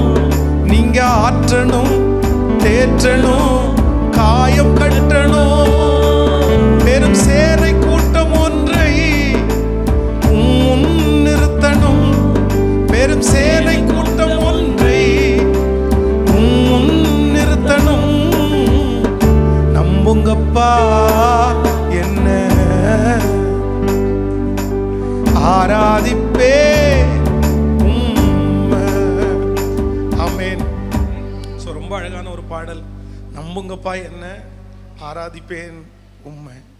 ஆண்டவர் என்ன எதிர்பார்க்கிறார்? அவைலபிலிட்டி. ஆண்டவர் என்ன எதிர்பார்க்கிறார்? நீங்கள் அங்கே இருக்கணும், நீங்கள் அங்கே இருக்கணும், நீங்கள் அங்கே இருக்கணும். ஆண்டவர் தேடுவார், ஆண்டவர் உங்களை தேடுவார். ஆண்டவருக்கு நீங்கள் முக்கியம், ஆண்டவருக்கு நீங்கள் வேணும். உங்களுக்குன்னு ஒரு டைம் வரும், உங்களுக்குன்னு ஒரு பீரியடு வரும். அன்னைக்கு ஆண்டவர் கண்டிப்பாக உங்களை தேடி, அந்த மைக் உங்களை தேடி வரும், அந்த பலிபீடம் உங்களை தேடி வரும், அந்த அங்கீகாரம் உங்களை தேடி வரும். ஸோ நீங்கள் எதையுமே எதிர்பார்க்க வேண்டிய அவசியம், சொல்லுங்க சத்தமா, எதையுமே எதிர்பார்க்க வேண்டிய அவசியமே இல்லை. நான் இன்னைக்கு உங்களை எல்லாம் நீங்கள் ஒரு சிலர் என்ன தெரியுது அப்படின்னு சொல்லும் போது எனக்கு ஆச்சரியமாக இருக்கும். நான் கோயம்புத்தூரில் ஒரு கிராமத்தில் ஊழியம் செய்கிறாள். எங்களுடைய இருக்கிற ஜனங்கள் எல்லாம் பார்த்தீங்க அப்படின்னு சொன்னால், அவங்க சமுதாயத்தில் ரொம்ப ஒதுக்கப்பட்ட ஜனங்களெல்லாம் நிறைய பேர் இருக்காங்க. ஆனால் ஒரு நாள் நான் உங்களுக்கெல்லாம் கர்த்தர் என்ன தெரிய வைக்கிறதுக்கு பயன்படுத்தின ஒரு டூலை நான் உங்களுக்கு சொல்கிறேன். ரொம்ப காமெடியாக இருக்குது, எனக்கே இன்றைக்கி ஆச்சரியமாக இருக்குது. அப்படின்னா, இந்த சர்ச்சில் உள்ள பசங்கள்லாம் ஒரு நாள் சர்ச்சில் இந்த ஸ்கூல் லீவ், யூத்துக்கு காலேஜ் எல்லாம் லீவ். உடனே நான் சர்ச்சில் அனௌன்ஸ் பண்ணேன், இந்த மாதிரி காலேஜ் லீவு, ஸ்கூலெல்லாம் லீவு, ஒரு நாள் நான் ஃப்ரீயாக இருக்கிறேன். இந்த வாலிப தம்பிங்கெல்லாம் இன்றைக்கி என் கூட வந்தீங்கன்னா மதியானம் வரைக்கும் ஆண்டவர் என் கூட பேசுகிறதெல்லாம் உங்கள்கிட்ட சொல்லிவிட்டு, மதியானம் பாஸ்டரம்மா கையிலேயே சமைச்சு உங்கள் எல்லாருக்கும் ஒரு சாப்பாடு கொடுக்கலான்னு நினைக்கிறேன், எத்தனை பேர் முடிஞ்சால் வாங்க அப்படின்னு. எத்தனை அன்றைக்கி ஒரு சர்ச்சு, பெரிய சர்ச்சு தான், ஒரு 7-8 பேர் வந்தாங்க. ஸோ 7-8 பேருக்கு வந்த உடனே எல்லாருக்கும் பிரியாணி எல்லாம் செஞ்சு கொஞ்ச நேரம் ப்ரேயர் நடத்தி நான் அவங்களோட கொஞ்ச நேரம் பேசிட்டு முடிச்சுட்டு என்ன சொன்னேன் அப்படின்னு சொன்னேன், எப்பா இத்தனை பேர் சர்ச்சில் வாலிப தம்பிங்க இருக்காங்க, பட் நீங்கள் 7-8 பேர் தான் வந்திருக்கிறீங்க. உங்களை ஏதாவது ஒன்று பண்ணணும் அப்படின்னு நினைக்கிறேன், ஒன்று பண்ணுறேன். அப்போ தான் ஒரு கேமரா ஒன்று வாங்கினேன், புதுசு. இந்த கேமரா வாங்கியிருக்கிறோம். அதனால இந்த ஸ்டேஜில் உட்காந்து ஒரு பாட்டை ஷூட் பண்ணி நான் எல்லாருடைய மொபைல்லையும் கொடுத்துட்றேன், உங்கள் சொந்தக்காரங்களுக்கெல்லாம் அனுப்புங்க, நீங்கள் ஒரு பாட்டு பாடினதாக இருக்கும் அப்படின்னு சொல்கிறேன். சொன்ன உடனே எல்லாரும் அந்த ஸ்டேஜில் உட்காந்துட்டு அந்த பாட்டு பாடு. என் தேவையை சொல்லி சொல்லி உம்மை துக்கப்படுத்த மாட்டேன், என் தேவையே நீங்க தான். அன்னைக்கு கேமரா எடுக்கிறவனுக்கு கேமரா எடுக்க தெரியாது, கீபோர்டு வாசிக்கிறவருக்கு கீபோர்டு வாசிக்க தெரியாது. அவங்க பின்னாடி நீங்கள் அந்த பாட்டை இன்னைக்கு போய் பாருங்க, உங்களுக்கே சிரிப்பு வரும் பாருங்க. பின்னாடி பாடுற நிறைய பேருக்கு அந்த பாட்டே தெரியாது, உளறிட்டு உட்காந்துருப்பாங்க. பாட்டு சரியாக பாட தெரியாது. நான் ஒருத்தன் தான் பாடுறவனாக இருப்பேன். அப்போது அந்த பாட்டை எடுத்து முடித்த உடனே எல்லாருடைய மொபைல்லையும் கொடுத்துட்டு, அப்போ நான் என்ன நினைக்கிறேன் அப்படின்னு சொன்னால், சரி இந்த பாட்டு எல்லாரும் கேட்டால் நல்லா இருக்குமேன்னு சொல்லி சும்மா ஜஸ்ட்டு கம்ஃபர்ட் அப்படின்ற ஒரு சேனலை ஓப்பன் பண்ணி, சரி ஒரு 50 பேர் ஒரு 100 பேர் பார்த்தா போதும் அப்படின்னு சொல்லி போட்டால், உண்மையிலேயே நிறைய ஜனங்களுக்கு தெரிய வர்றதற்கு அந்த பாட்டு ஒரு காரணமாக இருந்துச்சு. அந்த பாட்டு எத்தனையோ ஒரு தேசங்களுக்கு என்னை கொண்டு போய் சேர்த்துருச்சு. அப்போது ஆண்டவருடைய பிள்ளையே, உங்களுக்கு கனம், உங்களுக்கு ஆசீர்வாதம், உங்களுக்கு கைத்தட்டுதல், உங்களுடைய உயர்வை நீங்கள் தேடி போக வேண்டிய அவசியம் இல்லவே இல்லை. வாக்கிய பண்ணுகிறவர் யார் தெரியுமா? கர்த்தர். என்னுடைய ஆண்டவரிடத்துல எனக்கு ஒரு எக்ஸ்பெக்டேஷனும் இல்லை, ஒரு எதிர்பார்ப்பு கூட எனக்கு இல்லை. என்ன அவர் இன்னைக்கு வச்சிருக்கிறதே என்ன நல்லா தான் வச்சிருக்கிறார். நீங்கள் ஒவ்வொருத்தரும் அப்படி தான் சொல்லணும். உண்மைதானே? ஆண்டவர் நம்மளை நல்லா தானே வச்சிருக்கிறாரு. நம்ம எவ்வளோ மோசமான இடத்துலேருந்து வந்தோம், கர்த்தர் அங்கேருந்து தூக்கி எடுத்து இவ்வளோ தூரம் கொண்டு வந்தார்ல. நிறைய பேர் உங்களுடைய உயிரை கூட காப்பாற்றுறதுக்கு எவ்வளோ கஷ்டப்பட்டீங்க, ஆனால் கர்த்தர் இன்னைக்கு மகிமையாக வச்சிருக்கிறீங்கல்ல. ஆண்டவர் நம்ம ஆண்டவரிடத்தில் எதுவுமே எதிர்பார்க்க வேண்டாம். ஒன்னே ஒன்று மட்டும், ஆண்டவரே எனக்கு இன்னைக்கு ஒரு அபிஷேகத்தை எனக்கு ஊற்றணும். என்ன அப்படின்னா, என்னை உற்சாகப்படுத்துங்க ஆண்டவரே. கவனிங்க, மிகப்பெரிய ஊழியக்காரன், தேவனுடைய மனுஷன் அப்படின்னா 450 தீர்க்கதரிசிகள் இருக்கும்போது அத்தனை பேருக்கு முன்னாடி சவால் விட்டவர் அவர். பரவாயில்ல பார்த்துக்கலாம்ப்பா, எத்தனை பேர் வேணாலும் பார்த்துக்கலான்னு சொல்கிறாரு. ஆனால் இப்போ ஒரு வார்த்தையை கேட்ட உடனே மனசில் உடஞ்சி போய், அவ்வளோதான் நான் என்னுடைய ஊழியெல்லாம் முடிஞ்சிருச்சு, வேற யாரையாவது பார்த்துக்குங்க ஆண்டவரேன்னு தன்னுடைய சாவை விரும்பி போய் ஒரு இடத்துல போய் படுத்துக்கிட்டாரு, மறைஞ்சு போய் படுத்துக்கிட்டாரு. ஆண்டவர் அவர்கிட்ட வந்த உடனே என்ன கேட்டாருன்னு நினைக்கிறீங்க? நல்லா இருக்கியா என்ன கேட்டார்? பரவாயில்ல அப்படின்னு சொன்னார். இவ்வளோ ஊழியம் செஞ்ச உனக்கு ஒரு களைப்பு வரும் அப்படின்னு சொன்னார். அவரை பார்த்து என்ன கேட்டார் தெரியுமா? உனக்கு இங்கே என்ன கேட்கல, உனக்கு இங்கே என்ன, உனக்கு என்ன இங்கே என்னடா வேலை, உனக்கு இங்கே என்ன வேலை, உனக்கு இங்கே என்ன வேலை, நீங்கள் எதுக்கு படுத்துருக்குற, உனக்கு நான் என்ன குறை வச்சேன்? சத்துரு சிலருடைய மனதில் சிலருடைய வார்த்தை, சில தோல்வி, எதையாவது ஒன்றை உங்களுக்கு காமிச்சு உங்களை முடக்கி உட்கார வைக்கணும்னு சத்துரு ரொம்ப பிரயாசம் எடுப்பான். சத்துருடைய பெரிய தந்திரமே என்ன தெரியுமா? உங்களை முடக்கணுன்றதான் அவனுடைய பெரிய தந்திரம். உங்களை உட்கார வைக்கணும்னு தான் அவனுடைய தந்திரம். ஆனால் ஆண்டவருடைய பிள்ளைகள் ஒரு தீர்மானம் எடுங்க.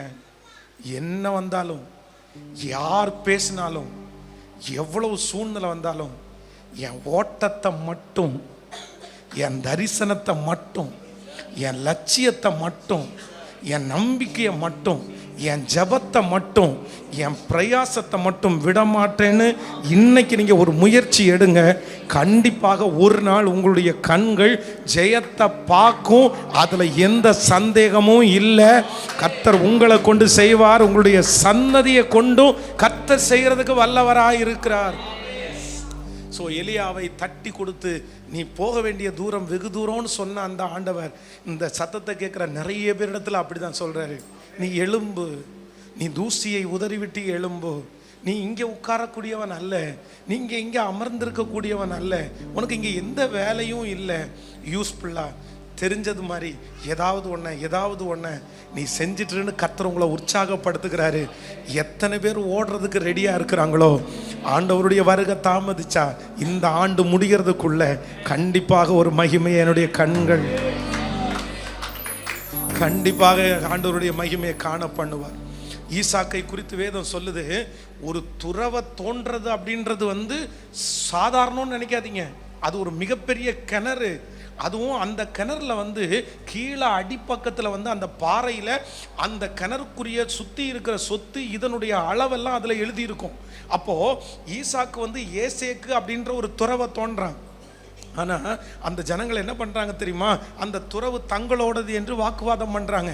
அதற்கு பிறகு அங்கேருந்து போய் சரி பரவாயில்ல, நஷ்டப்பட்டால் கூட பரவாயில்ல, சித்தனான்ற இடத்துல அடுத்த இடத்துல ஒரு பெரிய துறவை தோன்றான். அங்கேயும் அவர்கள் வாக்குவாதம் பண்ண வந்தார்கள்.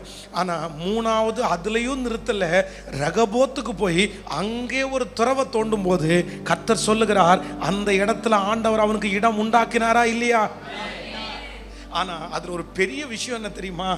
ஏசேக்கு துரத்திட்டாங்க, சித்னாவில் துரத்திட்டாங்க, ரகபோத்தில் ஆண்டவர் அவனுக்கு இடம் உண்டாக்கிட்டாரு, பெருகும்படி இடம் உண்டாக்கிட்டாருன்னு அந்த துறவோடு அவன் நிப்பாட்டாம நீங்கள் அடுத்த வசனத்தை வாசித்து பார்த்தீங்கன்னா, அவன் ஈசாக்கு அந்த ரகபோத்துக்கு வந்தபோது அவனுக்கு விரோதமானவர்கள் கர்த்தர் உம்மோடு கூட இருக்கிறார் என்று அவனோட ஒரு உடன்படிக்கை பண்ணிட்டு அவங்க வீட்டை விட்டு வெளியே போகும்போது ஒரு வேலைக்காரன் என்ன சொல்லுவான் தெரியுமா?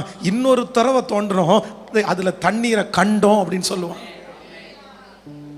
அப்போது ஆண்டவரை பொறுத்த அளவில் காரணத்தை காமிச்சு, சுற்றி இருக்கிற சூழ்நிலையை காமிச்சு, எனக்கு அப்படி இல்லை அப்படின்னு சும்மா இருக்கிறவங்களே அல்ல. கர்த்தர் சொல்கிறாரு, எந்த பிரச்சனையாக இருந்தாலும் செய்ய வேண்டியது உன் வேலை, பிரயாசப்பட வேண்டியது ஒன்றும் உங்கள் வேலை. அதுக்கு நீங்கள் ஒன்றும் காசு செலவு பண்ண வேண்டிய அவசியம் சொல்லுங்கள். உங்கள் உடம்புனுடைய வேர்வையை நீங்கள் சிந்தினா போதும், அது பலன் இருக்கு மட்டும் செய்யலாம். நான் நம்புகிறேன், இன்றைக்கு ஏசேக்க பார்க்கலாம், இன்றைக்கு சித்தனாவை பார்க்கலாம், ஆனால் கண்டிப்பாக ரகபோத்தை கண்டிப்பாக பார்ப்பீங்க. காற்றையும் காண மாட்டாய், மழையையும் பார்க்க மாட்டாய், ஆனாலும் உங்கள் பள்ளத்தாக்கு சோர்ந்து போய் இருக்கிற நிறைய பேரை கர்த்தர் தட்டி எழுப்புறத நான் உணர்றேன். நிறைய பேருடைய மனசுக்குள்ள அடி ஆழத்தில் உண்மையிலே நீங்கள் சொல்றது உண்மைதான் பாஸ்டர், நான் இந்த வாழ்க்கையை வெறுத்துட்டேன். என் சின்ன வயசுல என்ன போய் கேட்டு பாருங்க பாஸ்டர், என்ன மாதிரி யாருமே ஆக்டிவா இருக்கவே முடியாது பாஸ்டர்.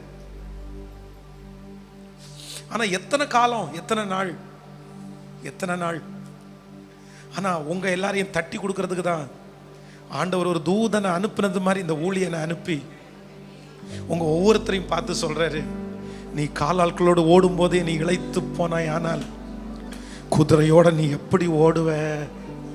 நான் உன்னை அழைச்சிருக்கிறது காலாட்களோட ஓடுறதுக்காக அல்ல, உன்னை குதிரையோட ஓடுறதுக்காக நான் அழைச்சிருக்கிறேன். அந்த பலவீனத்தை பொருட்படுத்தாத, அந்த இயலாமையை பொருட்படுத்தாத, அந்த நஷ்டத்தை பொருட்படுத்தாத, அந்த வேதனையை பொருட்படுத்தாத, அந்த மனுஷன் பேசின வார்த்தையை நினைச்சு நீ கலங்கி போகாத.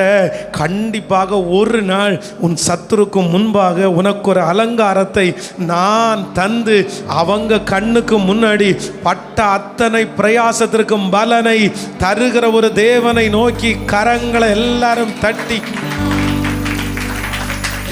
வெளியில இருக்கிறவர்கள் வரையிலும் கரங்களை தட்டி முழு பலத்தோட இப்போ அந்த ஆவியானுடைய மகிமை ஒவ்வொருவர் மேலும் ஊற்றப்படுவதாக. சோர்வின் ஆவிகளை கர்த்தர் எடுத்து போட்டு உற்சாகத்தின் ஆவியினாலே நிரப்புவாராக. என்னை பயன்பட செய்கிற கர்த்தர் இப்போ இருந்து என்ன உந்தி தள்ள ஆரம்பிக்கிறார். கர்த்தர் என்ன பூஸ்ட் பண்ண ஆரம்பிக்கிறார். கர்த்தர் என்ன திடப்படுத்த ஆரம்பிக்கிறார். நன்றி அப்பா, நன்றி. இப்போ சொல்லுங்க பார்க்கலாம், கையை உயர்த்தி நம்புங்கப்பா, என்ன ஆராதிப்பே.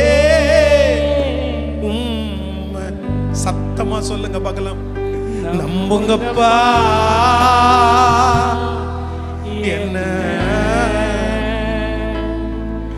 ஆராதிப்பே.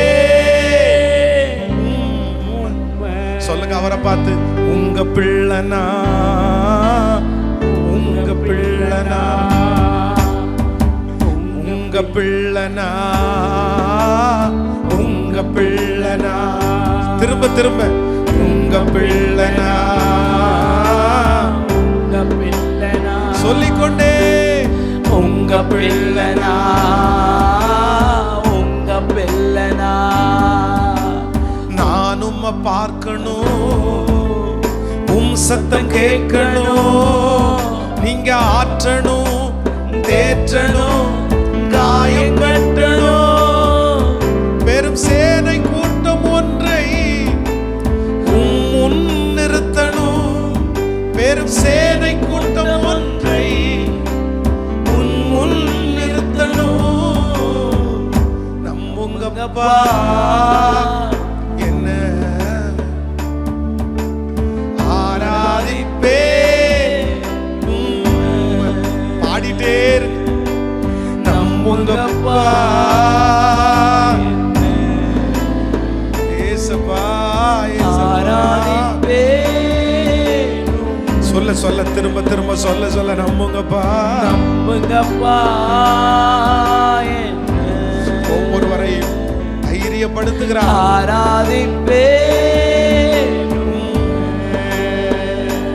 காலம் கனவாய் நினைவாய் போனதே,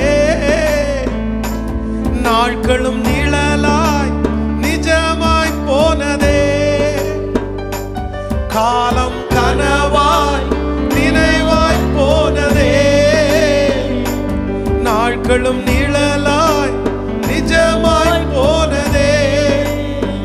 நீர் கொஞ்சம் நினைத்தால் நானும் வாழ்ந்து காட்டுவேன், நீர் கொஞ்சம் நினைத்தால் நானும் வாழ்ந்து காட்டுவேன்.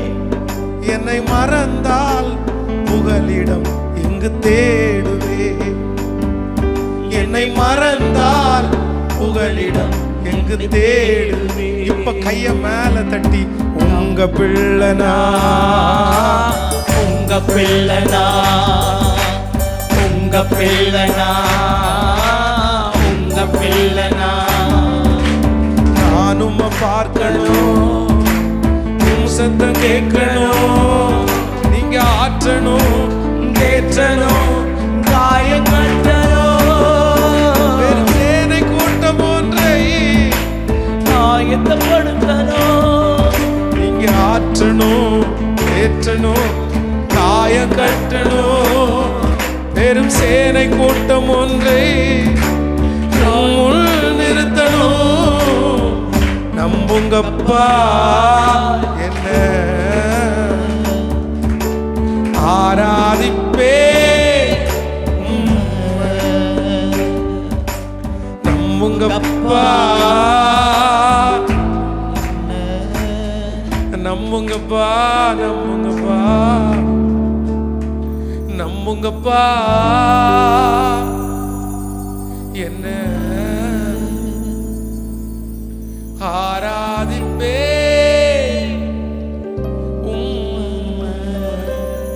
ஜபமா ஜபமா அப்படியே ஒரு தூபமா கர்த்தருடைய சமூகத்துல. Thank you Jesus. Hallelujah. Hallelujah. Thank you Jesus. ராஜாவிடத்துல எனக்கு எந்த எதிர்பார்ப்பும் இல்லை, நான் ஒண்ணு மட்டும் செய்ய போறேன். என் தலை மேல என்ன கடமை இருக்குதோ அதை மட்டும் நான் செய்வேன். ஆனா நீதியுள்ள ராஜா கண்டிப்பா என்னை வெட்கப்படுத்த விட மாட்டார்,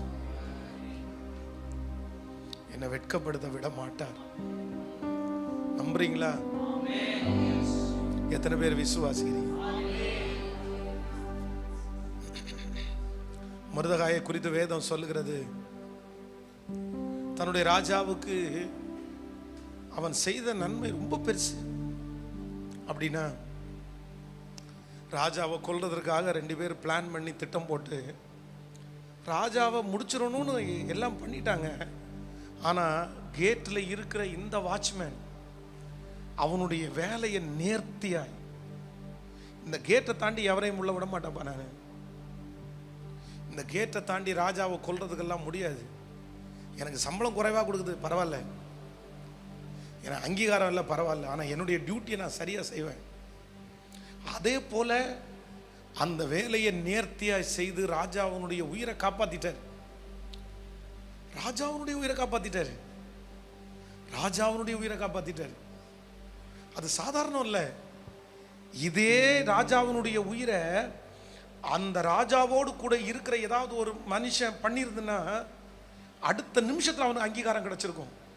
ஆனால் இவனுக்கு ஏன் அங்கீகாரம் கிடைக்கல அப்படின்னா, அவன் கேட்டு வாட்ச்மேனாக இருக்கிறதுனால அவனுடைய மேன்மையை குறித்து அங்கே போய் சொல்றதுக்கு ஒருத்தரும் என்ன, ராஜாவு பக்கத்தில் இருந்தால் சொல்லியிருப்பாங்க. அவனுக்கு நன்மை, அவன் அதான் ஏழையினுடைய ஞானம் சில நேரத்தில் மிதிக்கப்படுறது மாதிரி இவன் ஏழையாக இருக்கான். அவனுடைய வேலை ரொம்ப சின்ன வேலையாக இருக்கிறனால அந்த மினிட்ஸ் எழுதுகிற புக்கில் எழுதிட்டாங்க. அது டிஃபால்ட்டாக எழுதிடுவாங்க. அன்னைக்கு ராஜாங்கத்தில் என்ன நடக்குதோ, என்னென்ன நடந்ததுன்றதில் டீட்டெயிலாக A to Z எல்லாத்தையுமே புக்கில் எழுதிடுவாங்க. அது அவங்களுடைய வழக்கம். ஆனால் அவனுக்கு கொடுக்க வேண்டிய அங்கீகாரம், அவனுக்கு கொடுக்க வேண்டிய மதிப்பு, அவனுக்கு கொடுக்க வேண்டிய பரிசு எதுவுமே கொடுக்காம எல்லாருமே மறந்துட்டாங்க.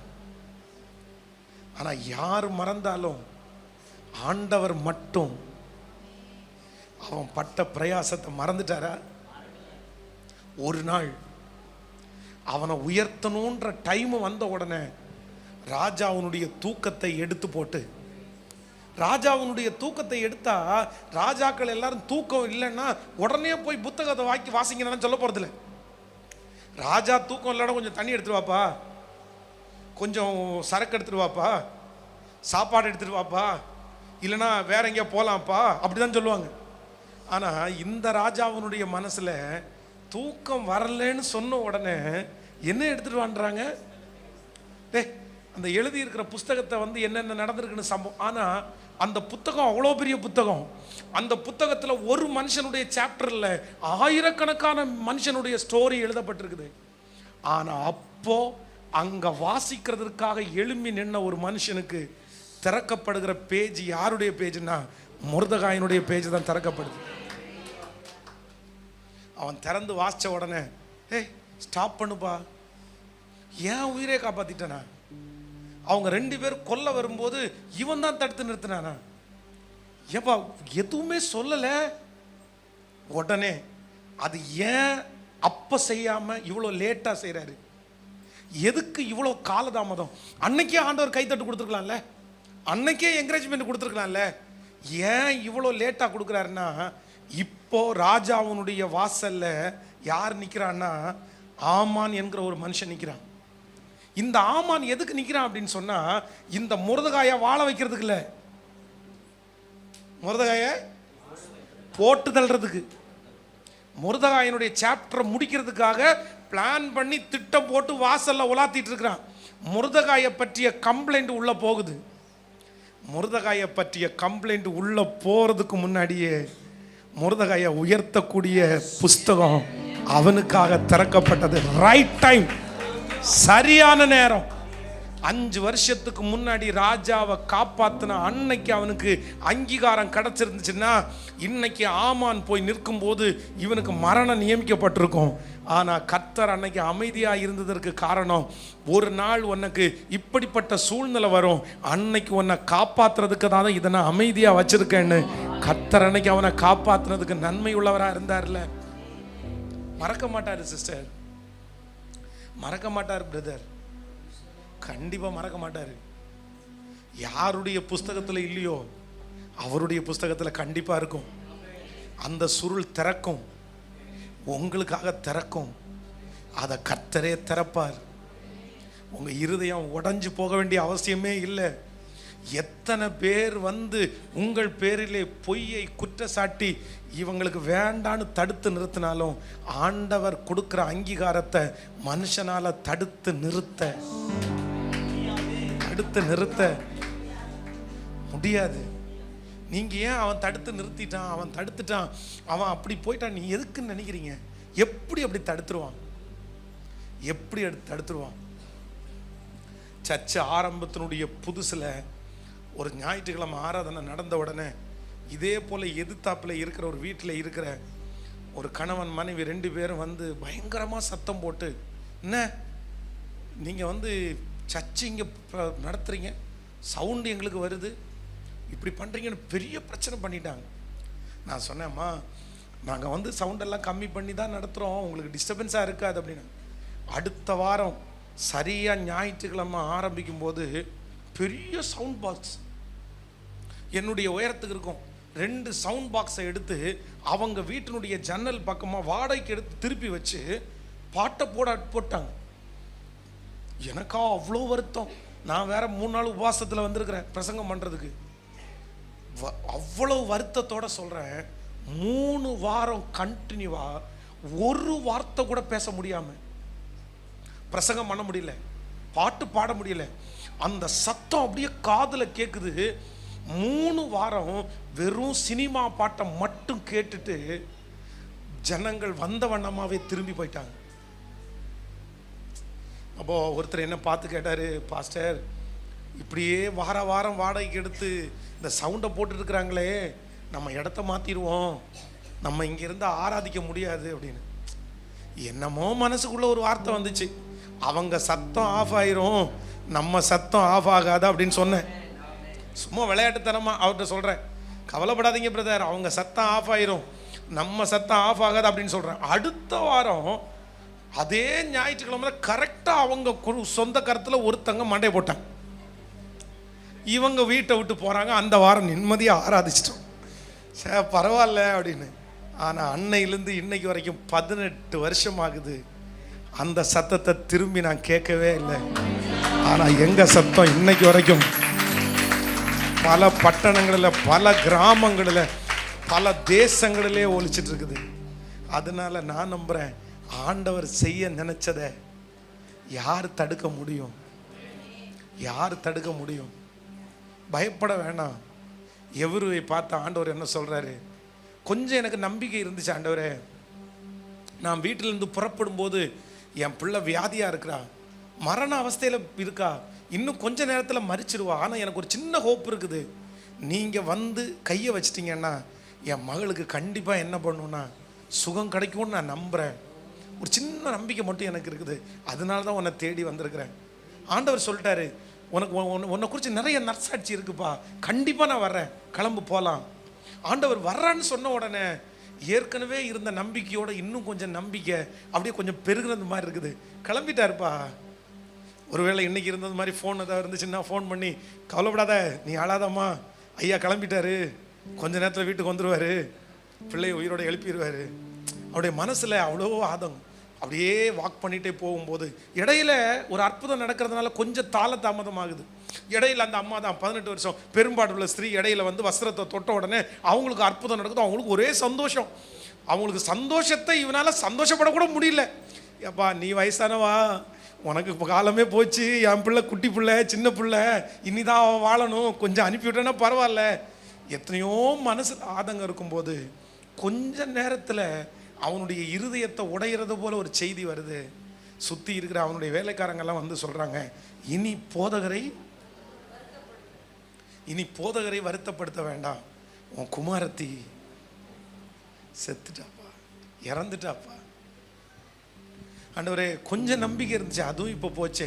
அப்படியே அவ்வளோ தூரம் பிரகாசமாய் சந்தோஷமாக இருந்த அந்த முகம் அப்படியே கொஞ்சம் கொஞ்சமாக அப்படியே சுருங்கி, ஆண்டவரை மறுதளிக்கலை, ஆண்டவரை திட்டலை, ஆனால் அவன் முகம் கவலைப்படுறத பார்த்து ஆண்டவர் திரும்பி பார்த்து என்ன சொல்கிறார் அப்படின்னா, டே நீ பயப்படாத, நீ விசுவாசம் உள்ளவனாகிரு. நீ உடல்நல சரியில்லாமல் இருக்கும்போது என் பிள்ளை நீங்கள் வந்தால் உயிரோட எழும்புன்னு நீ நம்பிக்கை வச்ச. ஆனால் நான் உனக்கு சொல்கிறேன், உன் பிள்ளை உடல்நிலை சரியில்லாமல் இருக்கும்போது நான் வந்தா விடுதலை மட்டும் இல்லை, செத்தா கூட நான் வந்தா விடுதலை தான்ப்பா.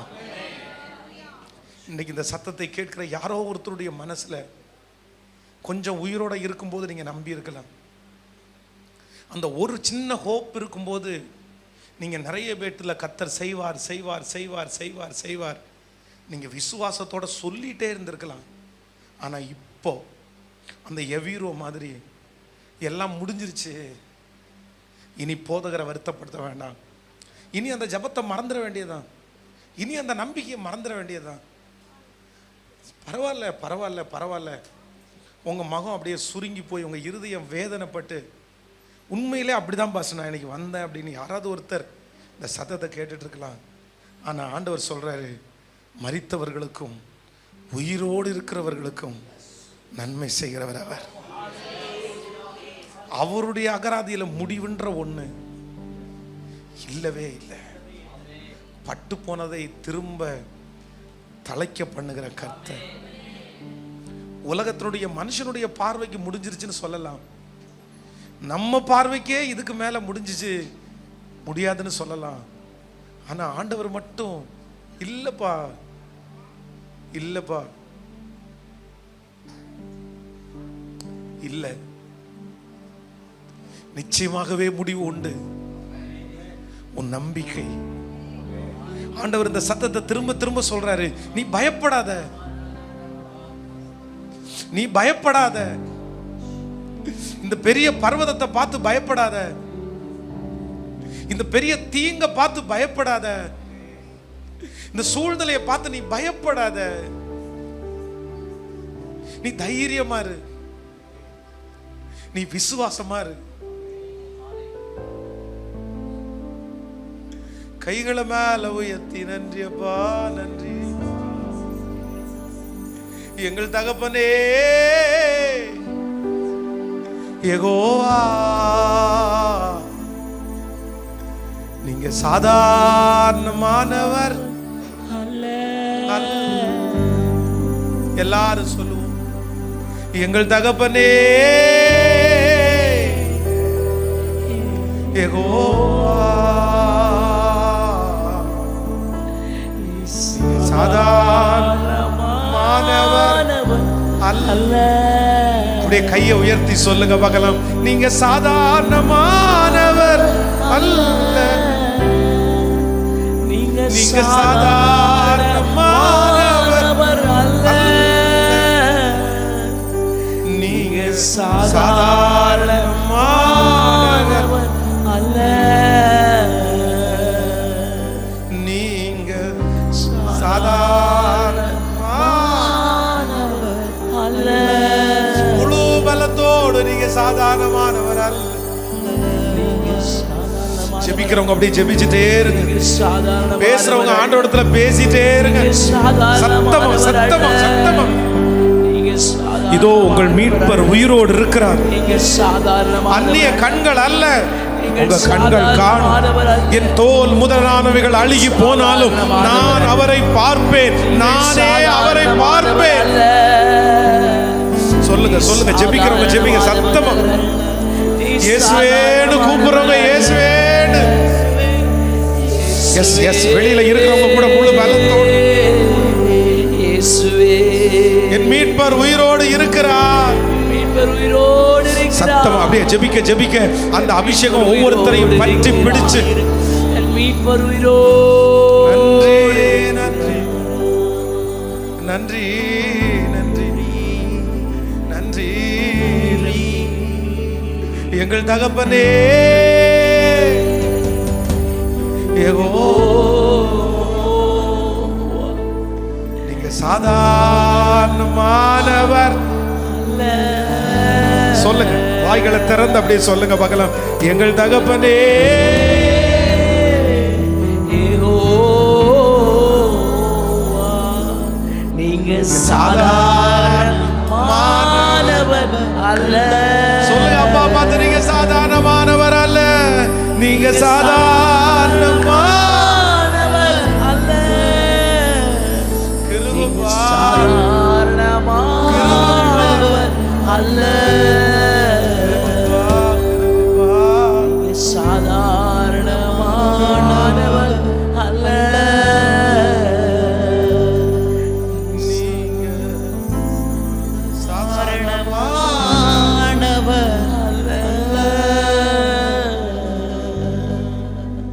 you Jesus.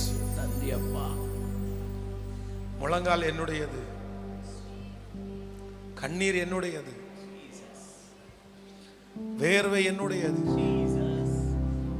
ஆனா என் மேல் வைத்திருக்கிற அந்த உயர்வு அவர் எனக்கு தருவது. ஒரு நாளும் வீணாய் போகாது, ஒரு நாளும் வீணா போகாது. என் ஜெபம் வீணா போகாது, என் முழங்கால் வீணா போகாது.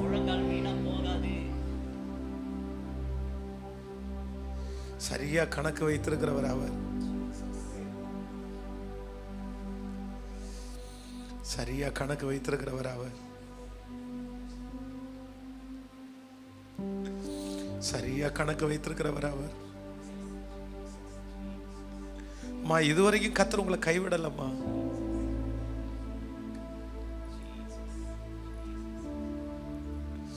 கைவிடல. ஆண்டவர் சொல்றார், நீ எனக்கு முன்பாக நடந்து கொண்டு உத்தமனாயிரு. நீ எனக்கு முன்பாக நடந்து கொண்டு உத்தமனாயிரு, நான் உன்னை திரளாய் பெருக பண்ணுவேன். ஒரே ஒரு வசனத்தை மட்டும் இந்த திருச்சபைக்காக நான் ஜெபிக்கும் போது இந்த வசனத்தை வாசிச்சு எல்லாருக்காகவும் ஜெபித்து முடிக்க ஆசைப்படுகிறேன். 126வது சங்கீதம் 2வது வசனம். 126வது சங்கீதத்தினுடைய 2வது வசனம். அப்பொழுது நம்முடைய வாய் நகைப்பினாலும், அப்பொழுது நம்முடைய வாய் நகைப்பினாலும், நம்முடைய நாவு ஆனந்த சத்தத்தினாலும், நம்முடைய நாவு ஆனந்த சத்தத்தினாலும் நிறைந்திருந்தது. அப்பொழுது கர்த்தர் இவர்களுக்கு பெரிய காரியங்களை செய்தார். கர்த்தர் இவர்களுக்கு பெரிய காரியங்களை செய்தார் என்று புறஜாதிகளுக்குள்ளே சொல்லிக் கொண்டார்கள். இந்த திருச்சபைக்கு ஆண்டவர் இந்த 2வது வருஷ ஆனிவர்சரியில இந்த சத்தத்தை கேட்கிற உங்களுக்கும் எனக்கும் கர்த்தர் கொடுக்கிற வாக்கு தத்தம், கர்த்தர் இவர்களுக்கு பெரிய காரியங்களை செய்தார் என்று புறஜாதிகளுக்குள்ளே சொல்லிக் கொள்ளுகிற காலம் சீக்கிரமாய் வரும். ஹல்லேலூயா. இன்றைக்கு பார்க்குற நிலைமை அல்ல, சீக்கிரமா ஆண்டவருடைய வருகை தாமதிச்சா இந்த வருடம் முடிகிறதுக்குள்ள உங்களை குறித்து சுத்தி பேசிக்குவாங்க. இன்னைக்கு உங்களை குறித்து வித்தியாசமாக பேசுவாங்க. இன்றைக்கு உங்களை குறித்து தகாததையும் தீயதையும் விழுந்து போனதையும் பேசலாம். ஆனால் ஆண்டவர் வாக்கு கொடுக்குறாரு, சீக்கிரத்தில் உங்களை சுற்றி இருக்கிறவங்க பேச போகிறாங்க. புறஜாதியார்கள் பேச போகிறாங்க. என்ன பேசுவாங்க அப்படின்னா, குறிப்பிட்ட உங்களுடைய பேரை சொல்லுவாங்க, இவங்களுக்கு கர்த்தர் பெரிய. இது இந்த திருச்சபைக்கும் ஜனங்களுக்கும் ஆண்டவர் கொடுக்குற ஒரு பெரிய வாக்கு தத்துவம். இந்த 2வது வருஷ ஆனிவர்சரியில் நான் இந்த வசனத்தை சொல்லி உங்க பிளஸ் பண்றேன். 3வது ஆண்டு உங்களுக்கு சிறப்பாய் அமைவதா, கர்த்தர் உங்களை மகிமையாய் நடத்துவாரா. இன்னும் நிறைய ஊழியர்களை உருவாக்குறதற்கு கர்த்தர் இந்த ஊழியக்காரரையும் குடும்பத்தையும் உங்களையும் பயன்படுத்துவாரா. ஆமென் சொல்லுங்க. ஆமென். ஸோ ஒன்று மட்டும் யாருக்காகவும், எந்த நபருக்காகவும், எந்த சூழ்நிலைக்காகவும் என்னுடைய ஓட்டத்தை மட்டும் நான் நிறுத்தவே மாட்டேன். செய்ய வேண்டியது என் வேலை, பலன் கொடுக்க வேண்டியது எனக்கு செய்யக்கூடிய பலன் தர்றாரு, அப்போ நான் செஞ்சுட்டே இருப்பேன். ஆமென் சொல்லுங்கள். ஸோ அதனால உங்களுடைய ஓட்டத்தை தடை பண்ணுறதுக்கு எந்தெந்த விதத்திலலாம் சத்ரு முயற்சி எடுக்கணுமோ அந்தந்த விதத்திலலாம் சத்ரு முயற்சி எடுப்போம். ஆனால் எதிர்ப்புகள் எல்லாம் நம்ம நிறைய பேர் தாண்டி வருவோம். ஆனால் நிறைய பேர் தாண்ட முடியாதது என்ன தெரியுமா, ஆசீர்வாதத்தை தான் நிறைய பேரெல்லாம் தாண்ட முடியல. ரொம்ப கவனமாக இருக்கணும். பணம் இல்லாத போது நிறைய பேர் ஜெயிச்சிட்டாங்க, பணம் வந்ததுக்கு அப்புறம் தான் நிறைய பேர் தோத்துட்டாங்க. வீடு இல்லாத போது நிறைய பேர் ஜெயிச்சிட்டாங்க, வீடு வந்ததுக்கு அப்புறம் தான் நிறைய பேர் தோத்துட்டாங்க. பணம் இல்லாதது ஒரு சோதனைன்னா பணம் இருக்கிறது ஒரு சோதனை. ஹலோ, அவமானத்தை ஜெயிச்சிட்டோம், அவங்க நிந்திச்சதை ஜெயிச்சிட்டோம், ஆனால் கைத்தட்டுதலை பெருமையாக பேசுகிறத அதுவும் தப்பு தான். எவனை விழுங்கலாமோ வென்று பிசாசு வெறும் கஷ்டத்தையும் பிரச்சனையும் கொடுத்து மட்டும்தான் உங்களை சோதிப்பான்னு நினைக்காதீங்க. சில நேரத்தில் அங்கீகாரத்தையும் கைத்தட்டுதலையும் பெருமையையும் புகழ்ச்சியையும் பணத்தையும் கொடுத்து கூட. செல்போன் இல்லாத போது பரிசுத்தமாக வாழ்ந்த நிறைய பேர், இந்த செல்ஃபோன் மட்டும் எனக்கு கொடுங்க, நான் செய்தி கேட்பேன், பாட்டு கேட்பேன், நான் உங்களுக்குள்ளே பலப்படுவேன், அது எனக்கு ரொம்ப யூஸ்ஃபுல்லாக இருக்கும்னு ஜெபிச்ச நிறைய பேர், அது வந்ததுக்கு பிறகு அதை தவிர வேறு எல்லாமே பண்ணுற மாதிரி இல்லாமல் போனது தான் வருத்தம். ரொம்ப ஜாக்கிரதை. ஸோ என் ஓட்டத்தை தடை செய்ய ஒருவராலும். எப்போ வரைக்கும் நீங்கள் ஓடணும்? படுத்திருந்தா கூட அங்கே கூட நன்மையாக தான் நீங்கள் இருக்கணும். ஹல்லேலூயா. படுத்த படுக்கையில் 9 வருஷமாக படுத்த படுக்கையில் இருந்து செத்து போயிட்டாங்க. ஆனால் 9 வருஷத்தில் அவங்களுடைய சாதனையை உலகம் சொல்லணும். படுக்கையில் கூட இந்த அம்மா சும்மா இல்லை, படுக்கையில் கூட இந்த ஐயா சும்மா இல்லை. உங்கள் எல்லாருக்கும் அப்படிப்பட்ட ஒரு அபிஷேகத்தை கர்த்தர் தரேன். நான் பிளஸ் பண்ணுறேன். எங்கள் அம்மா அப்பாவுக்காக நான் ஜெபிக்கிற ஜெபமே அப்படிதான். எங்கள் அம்மா அப்பாவுக்காக எப்போ ஜெபம் பண்ணாலும் ஜெபம் பண்ணுவேன். ஆண்டவரே, எங்கள் அம்மா அப்பாவை எடுக்கணும்னு நினச்சிட்டிங்கன்னா இந்த உலகத்தில் அவங்க எப்போ இன்னொருத்தரை டிபெண்ட் பண்ணுற அளவுக்கு போகிறாங்களோ அப்போ எடுத்துருங்க. உலகத்தில் இருக்கிற வரைக்கும் யாரையுமே அவங்க சார்ந்து வாழக்கூடாது. அவங்க சாப்பாடு அவங்க சாப்பிடணும், அவங்க ட்ரெஸ் அவங்க போட்டுக்கணும், அவங்க நினச்சதை அவங்க செய்கிற அளவுக்கு உங்களை பலமாக வச்சுருங்கன்னு தான் ஜெபம் பண்ணுறேன். உங்களுக்காகவும் அப்படியே ஜெபம் பண்ணுறேன். இங்கே இருக்கிற நிறைய தாய்க்காக தகப்பனுக்காக ஜெபம் பண்ணுறேன். இந்த உலகத்தில் கர்த்தர் உங்களை வச்சிருக்கிற வரைக்கும் நீங்கள் யாரையும் டிபெண்ட் பண்ணுற மாதிரி கர்த்தர் உங்களை. ஹல்லேலூயா. ஸோ எழுப்பி நிற்கலாமா? கர்த்தர் இவர்களுக்கு பெரிய காரியங்களை செய்தார் என்று புறஜாதிகளுக்குள்ளே சொல்லி கொண்டார். Thank you Jesus. இந்த கடைசி ஜெபத்திற்கு முடிஞ்சா எனக்காக ஜெபம் பண்ணுங்க பாஸ்டர். ஆண்டவர் என் கூட நிறைய பேசினார் அப்படின்னு சொல்றவங்க கொஞ்சம் உள்ள வந்துருங்க. சேரை எடுத்து நெருக்கம். நீங்க தம்பி எல்லாம் கொஞ்சம் முன்னாடி. Thank you Jesus. கொஞ்சம் முன்னாடி. வெளியில இருக்கிறவங்க ஜெபிக்கணும். இந்த உள்ள இருக்கிற அந்த பிரசன்னத்தை நான் சுமக்கணும். அப்படி வேகமா முன்னாடி வந்து வாங்க, உள்ள வாங்க. Thank you Jesus. Thank you Jesus. நிறைய பேருடைய கண்களுக்கு பிரமிப்பா மாறப்போகுது. நிறைய பேருடைய கண்களுக்கு ஆச்சரியமா மாறப்போகுது. ஹல்லேலூயா. Thank you Jesus. ஈசாக்கு தன்னுடைய மகனை பார்த்து கேட்கும்போது கேட்கிறாரு, எப்பா உனக்கு இவ்வளவு சீக்கிரம் எப்படி அகப்பட்டுச்சு? உனக்கு இவ்வளவு சீக்கிரம் எப்படி அகப்பட்டுச்சு? அவன் பொய் சொன்னா கூட நான் என்ன நினைக்கிறேன்னா, அவர் சொல்றாரு, உம்முடைய தேவனாகிய கர்த்தர் அதை எனக்கு வாய்க்க பண்ணினார். ஆண்டவர் உங்களுக்கு செய்கிறத நிறைய பேர் இந்த வருஷம் முடியும் போது சொல்ல போறாங்க. கர்த்தர் இவர்களுக்கு,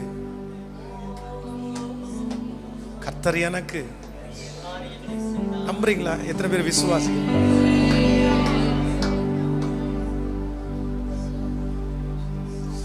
நம்ப முடியாதது ஆண்டவர் இந்த வருஷத்துல நம்ப வைக்க போறாரு. இவையெல்லாம் செய்ய மாட்டான், இவையெல்லாம் பண்ண மாட்டான். சவால் விடுறான் பாருங்க. இவெல்லாம் குடும்பத்தோட ஓடுறானா இல்லையான்னு பாரு. எத்தனை நாள் நின்றுவான்? எத்தனை நாள் இந்த குடும்பம் நிற்கும்? உங்களை பார்த்து இந்த வார்த்தையை திரும்ப திரும்ப திரும்ப சொன்னாங்களா? ஆனா ஆண்டவர் சொல்றாரு, இல்ல, அந்த வாய் சீக்கிரத்துல ஒண்ணு சொல்ல போகுது. ஆண்டவர் இவர்களுக்கு பெரிய காரியங்களை செய்தார் என்று அந்த புறஜாதிகள் சொல்லுகிற ஒரு காலம். நம்புறவங்க கரங்களை தட்டி, நம்புறவங்க கரங்களை தட்டி நன்றியப்பா, நன்றி, நன்றியப்பா, நன்றி. இப்போ சொல்லுங்க பார்க்கலாம். உங்க பிள்ளைனா,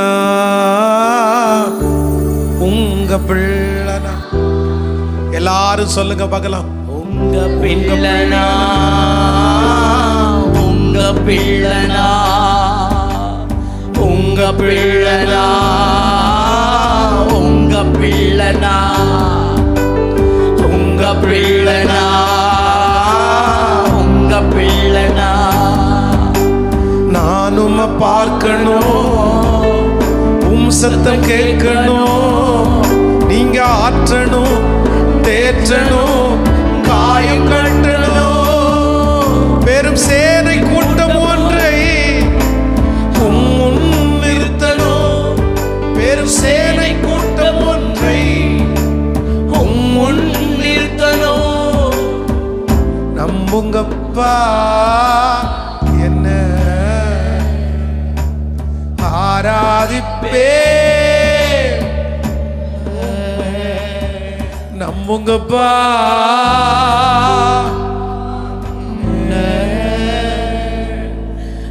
ஆராதிப்பே. ரெண்டு கரங்களை மேல உயர்த்தி சத்தமாய் நம்புங்கப்பா, நம்புங்கப்பா. எஸ் எஸ், ஒவ்வொருத்தரும் ஒவ்வொருத்தரும்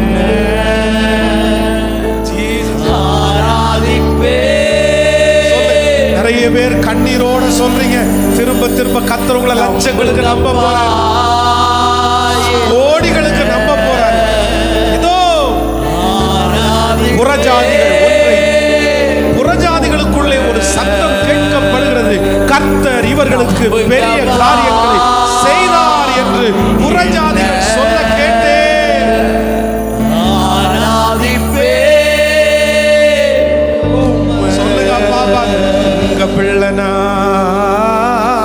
உங்க பிள்ளைனா, உங்களை தவிர எனக்கு யார் இருக்காப்பா, பிள்ளைனா, உங்களை தவிர எனக்கு யார் இருக்காப்பா, பிள்ளைனா.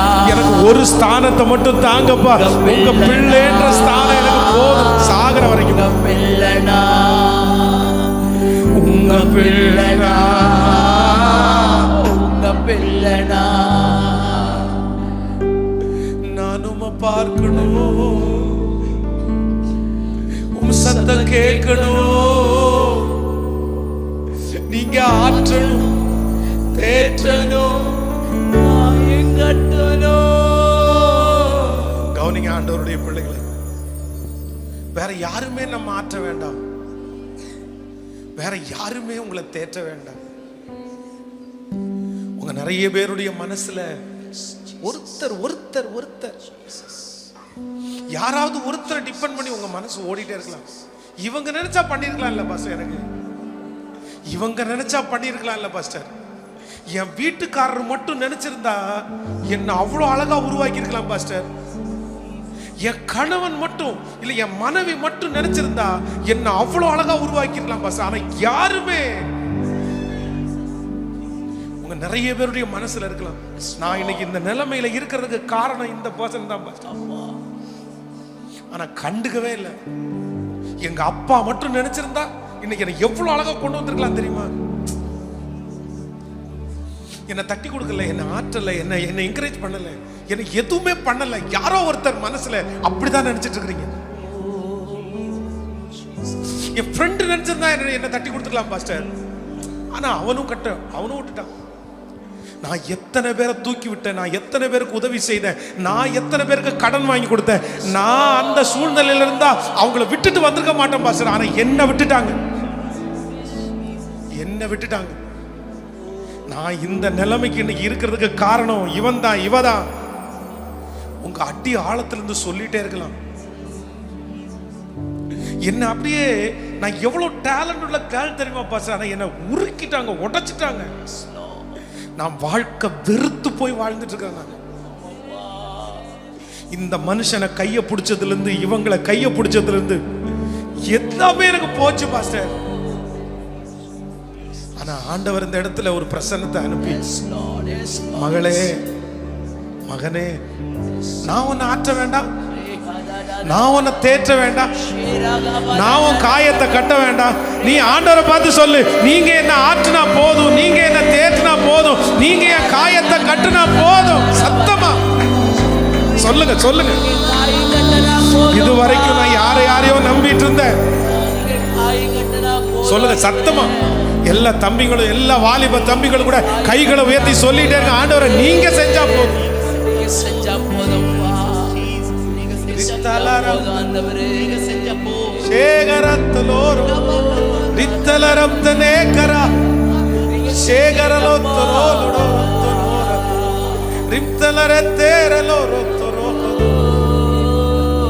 சொல்லலாமா எல்லாரும் சேர்ந்து? நான் உம்மை பார்க்கணும், உம் சத்தம் கேட்கணும், நீங்க ஆற்றணும், தேற்றணும்,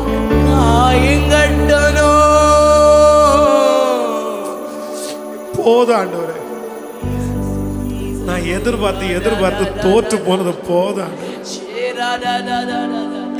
என்னை இன்னும் எத்தனை நாள் காயப்படுத்துவாங்க, என்னை இன்னும் எத்தனை நாள் வருத்தப்படுத்துவாங்க, நான் இன்னும் எத்தனை நாள் எதிர்பார்த்து காத்து கிடப்பேன். என்னமோ நான் ரொம்ப தேடி போறதுனால அன்பு என்னை விட்டு தூரம் போயிட்டே இருக்குது. நான் தேடி போக என்ன ரிஜெக்ட் பண்ணிட்டே போயிட்டே இருக்காங்க. இன்னும் எத்தனை நாள்? ஆனா ஆண்டவர் மட்டும் பக்கத்துல இருந்து சொல்றாரு, நான் உன்னை தேற்ற வேண்டாமா, நான் உன்னை ஆற்ற வேண்டாமா. ஒரு கூட்டம் மட்டும் கையை உயர்த்தி, இனி மனுஷன் என்ன தேற்ற வேண்டாம், இனி மனுஷன் காயத்தை கட்ட வேண்டாம், பரம ராஜாவாகிய நீர். சொல்லுங்க சொல்லுங்க சத்தமா, சத்தத்தை உயர்த்தி. நன்றி நன்றி. நம்புங்கப்பா என்ன ஆராதிப்பே.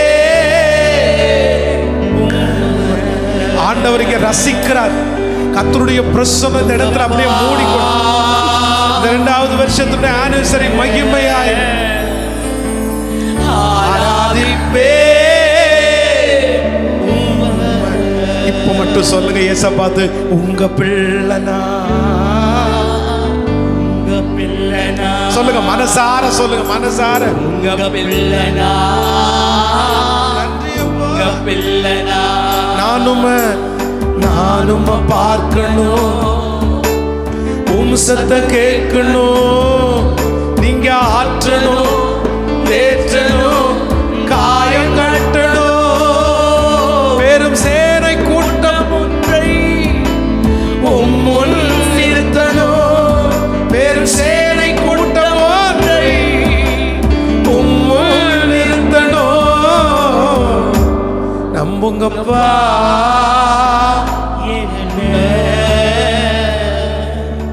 ஆராதிப்பே. தேவன் இவர்களுக்கு பெரிய காரியங்களை செய்தார் என்று புறஜாதிகளுக்குள்ளே சொல்லிக் கொண்டார்.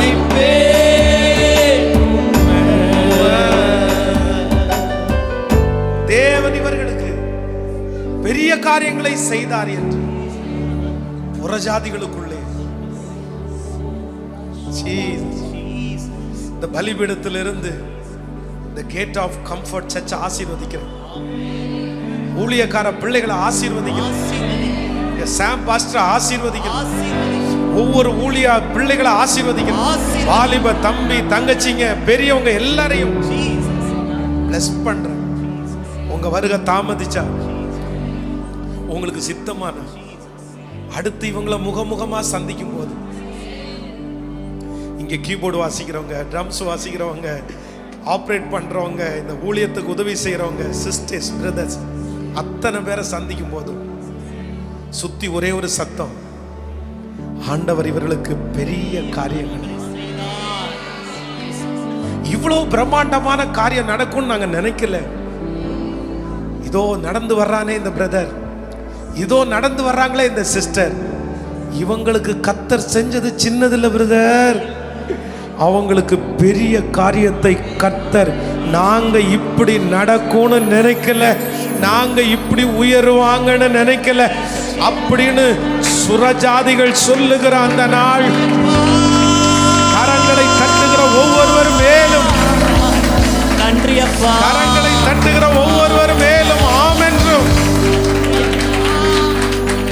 Thank you Jesus.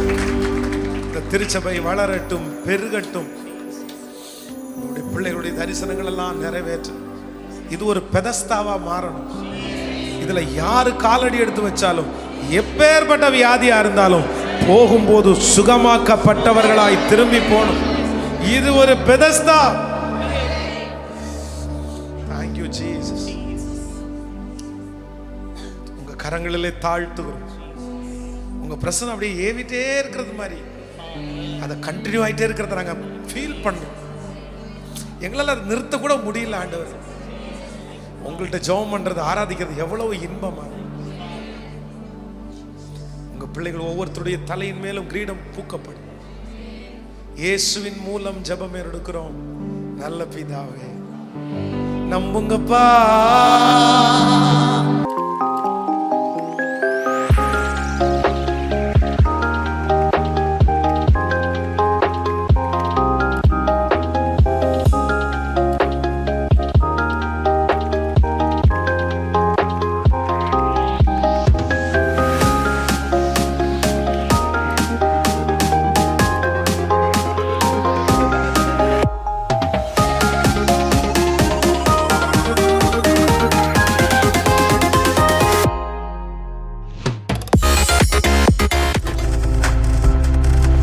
நீங்கள் பார்த்து கொண்டிருப்பது உங்கள் ஜாய் டிவி. உங்கள் துக்கம் சந்தோஷமாய் மாறும்.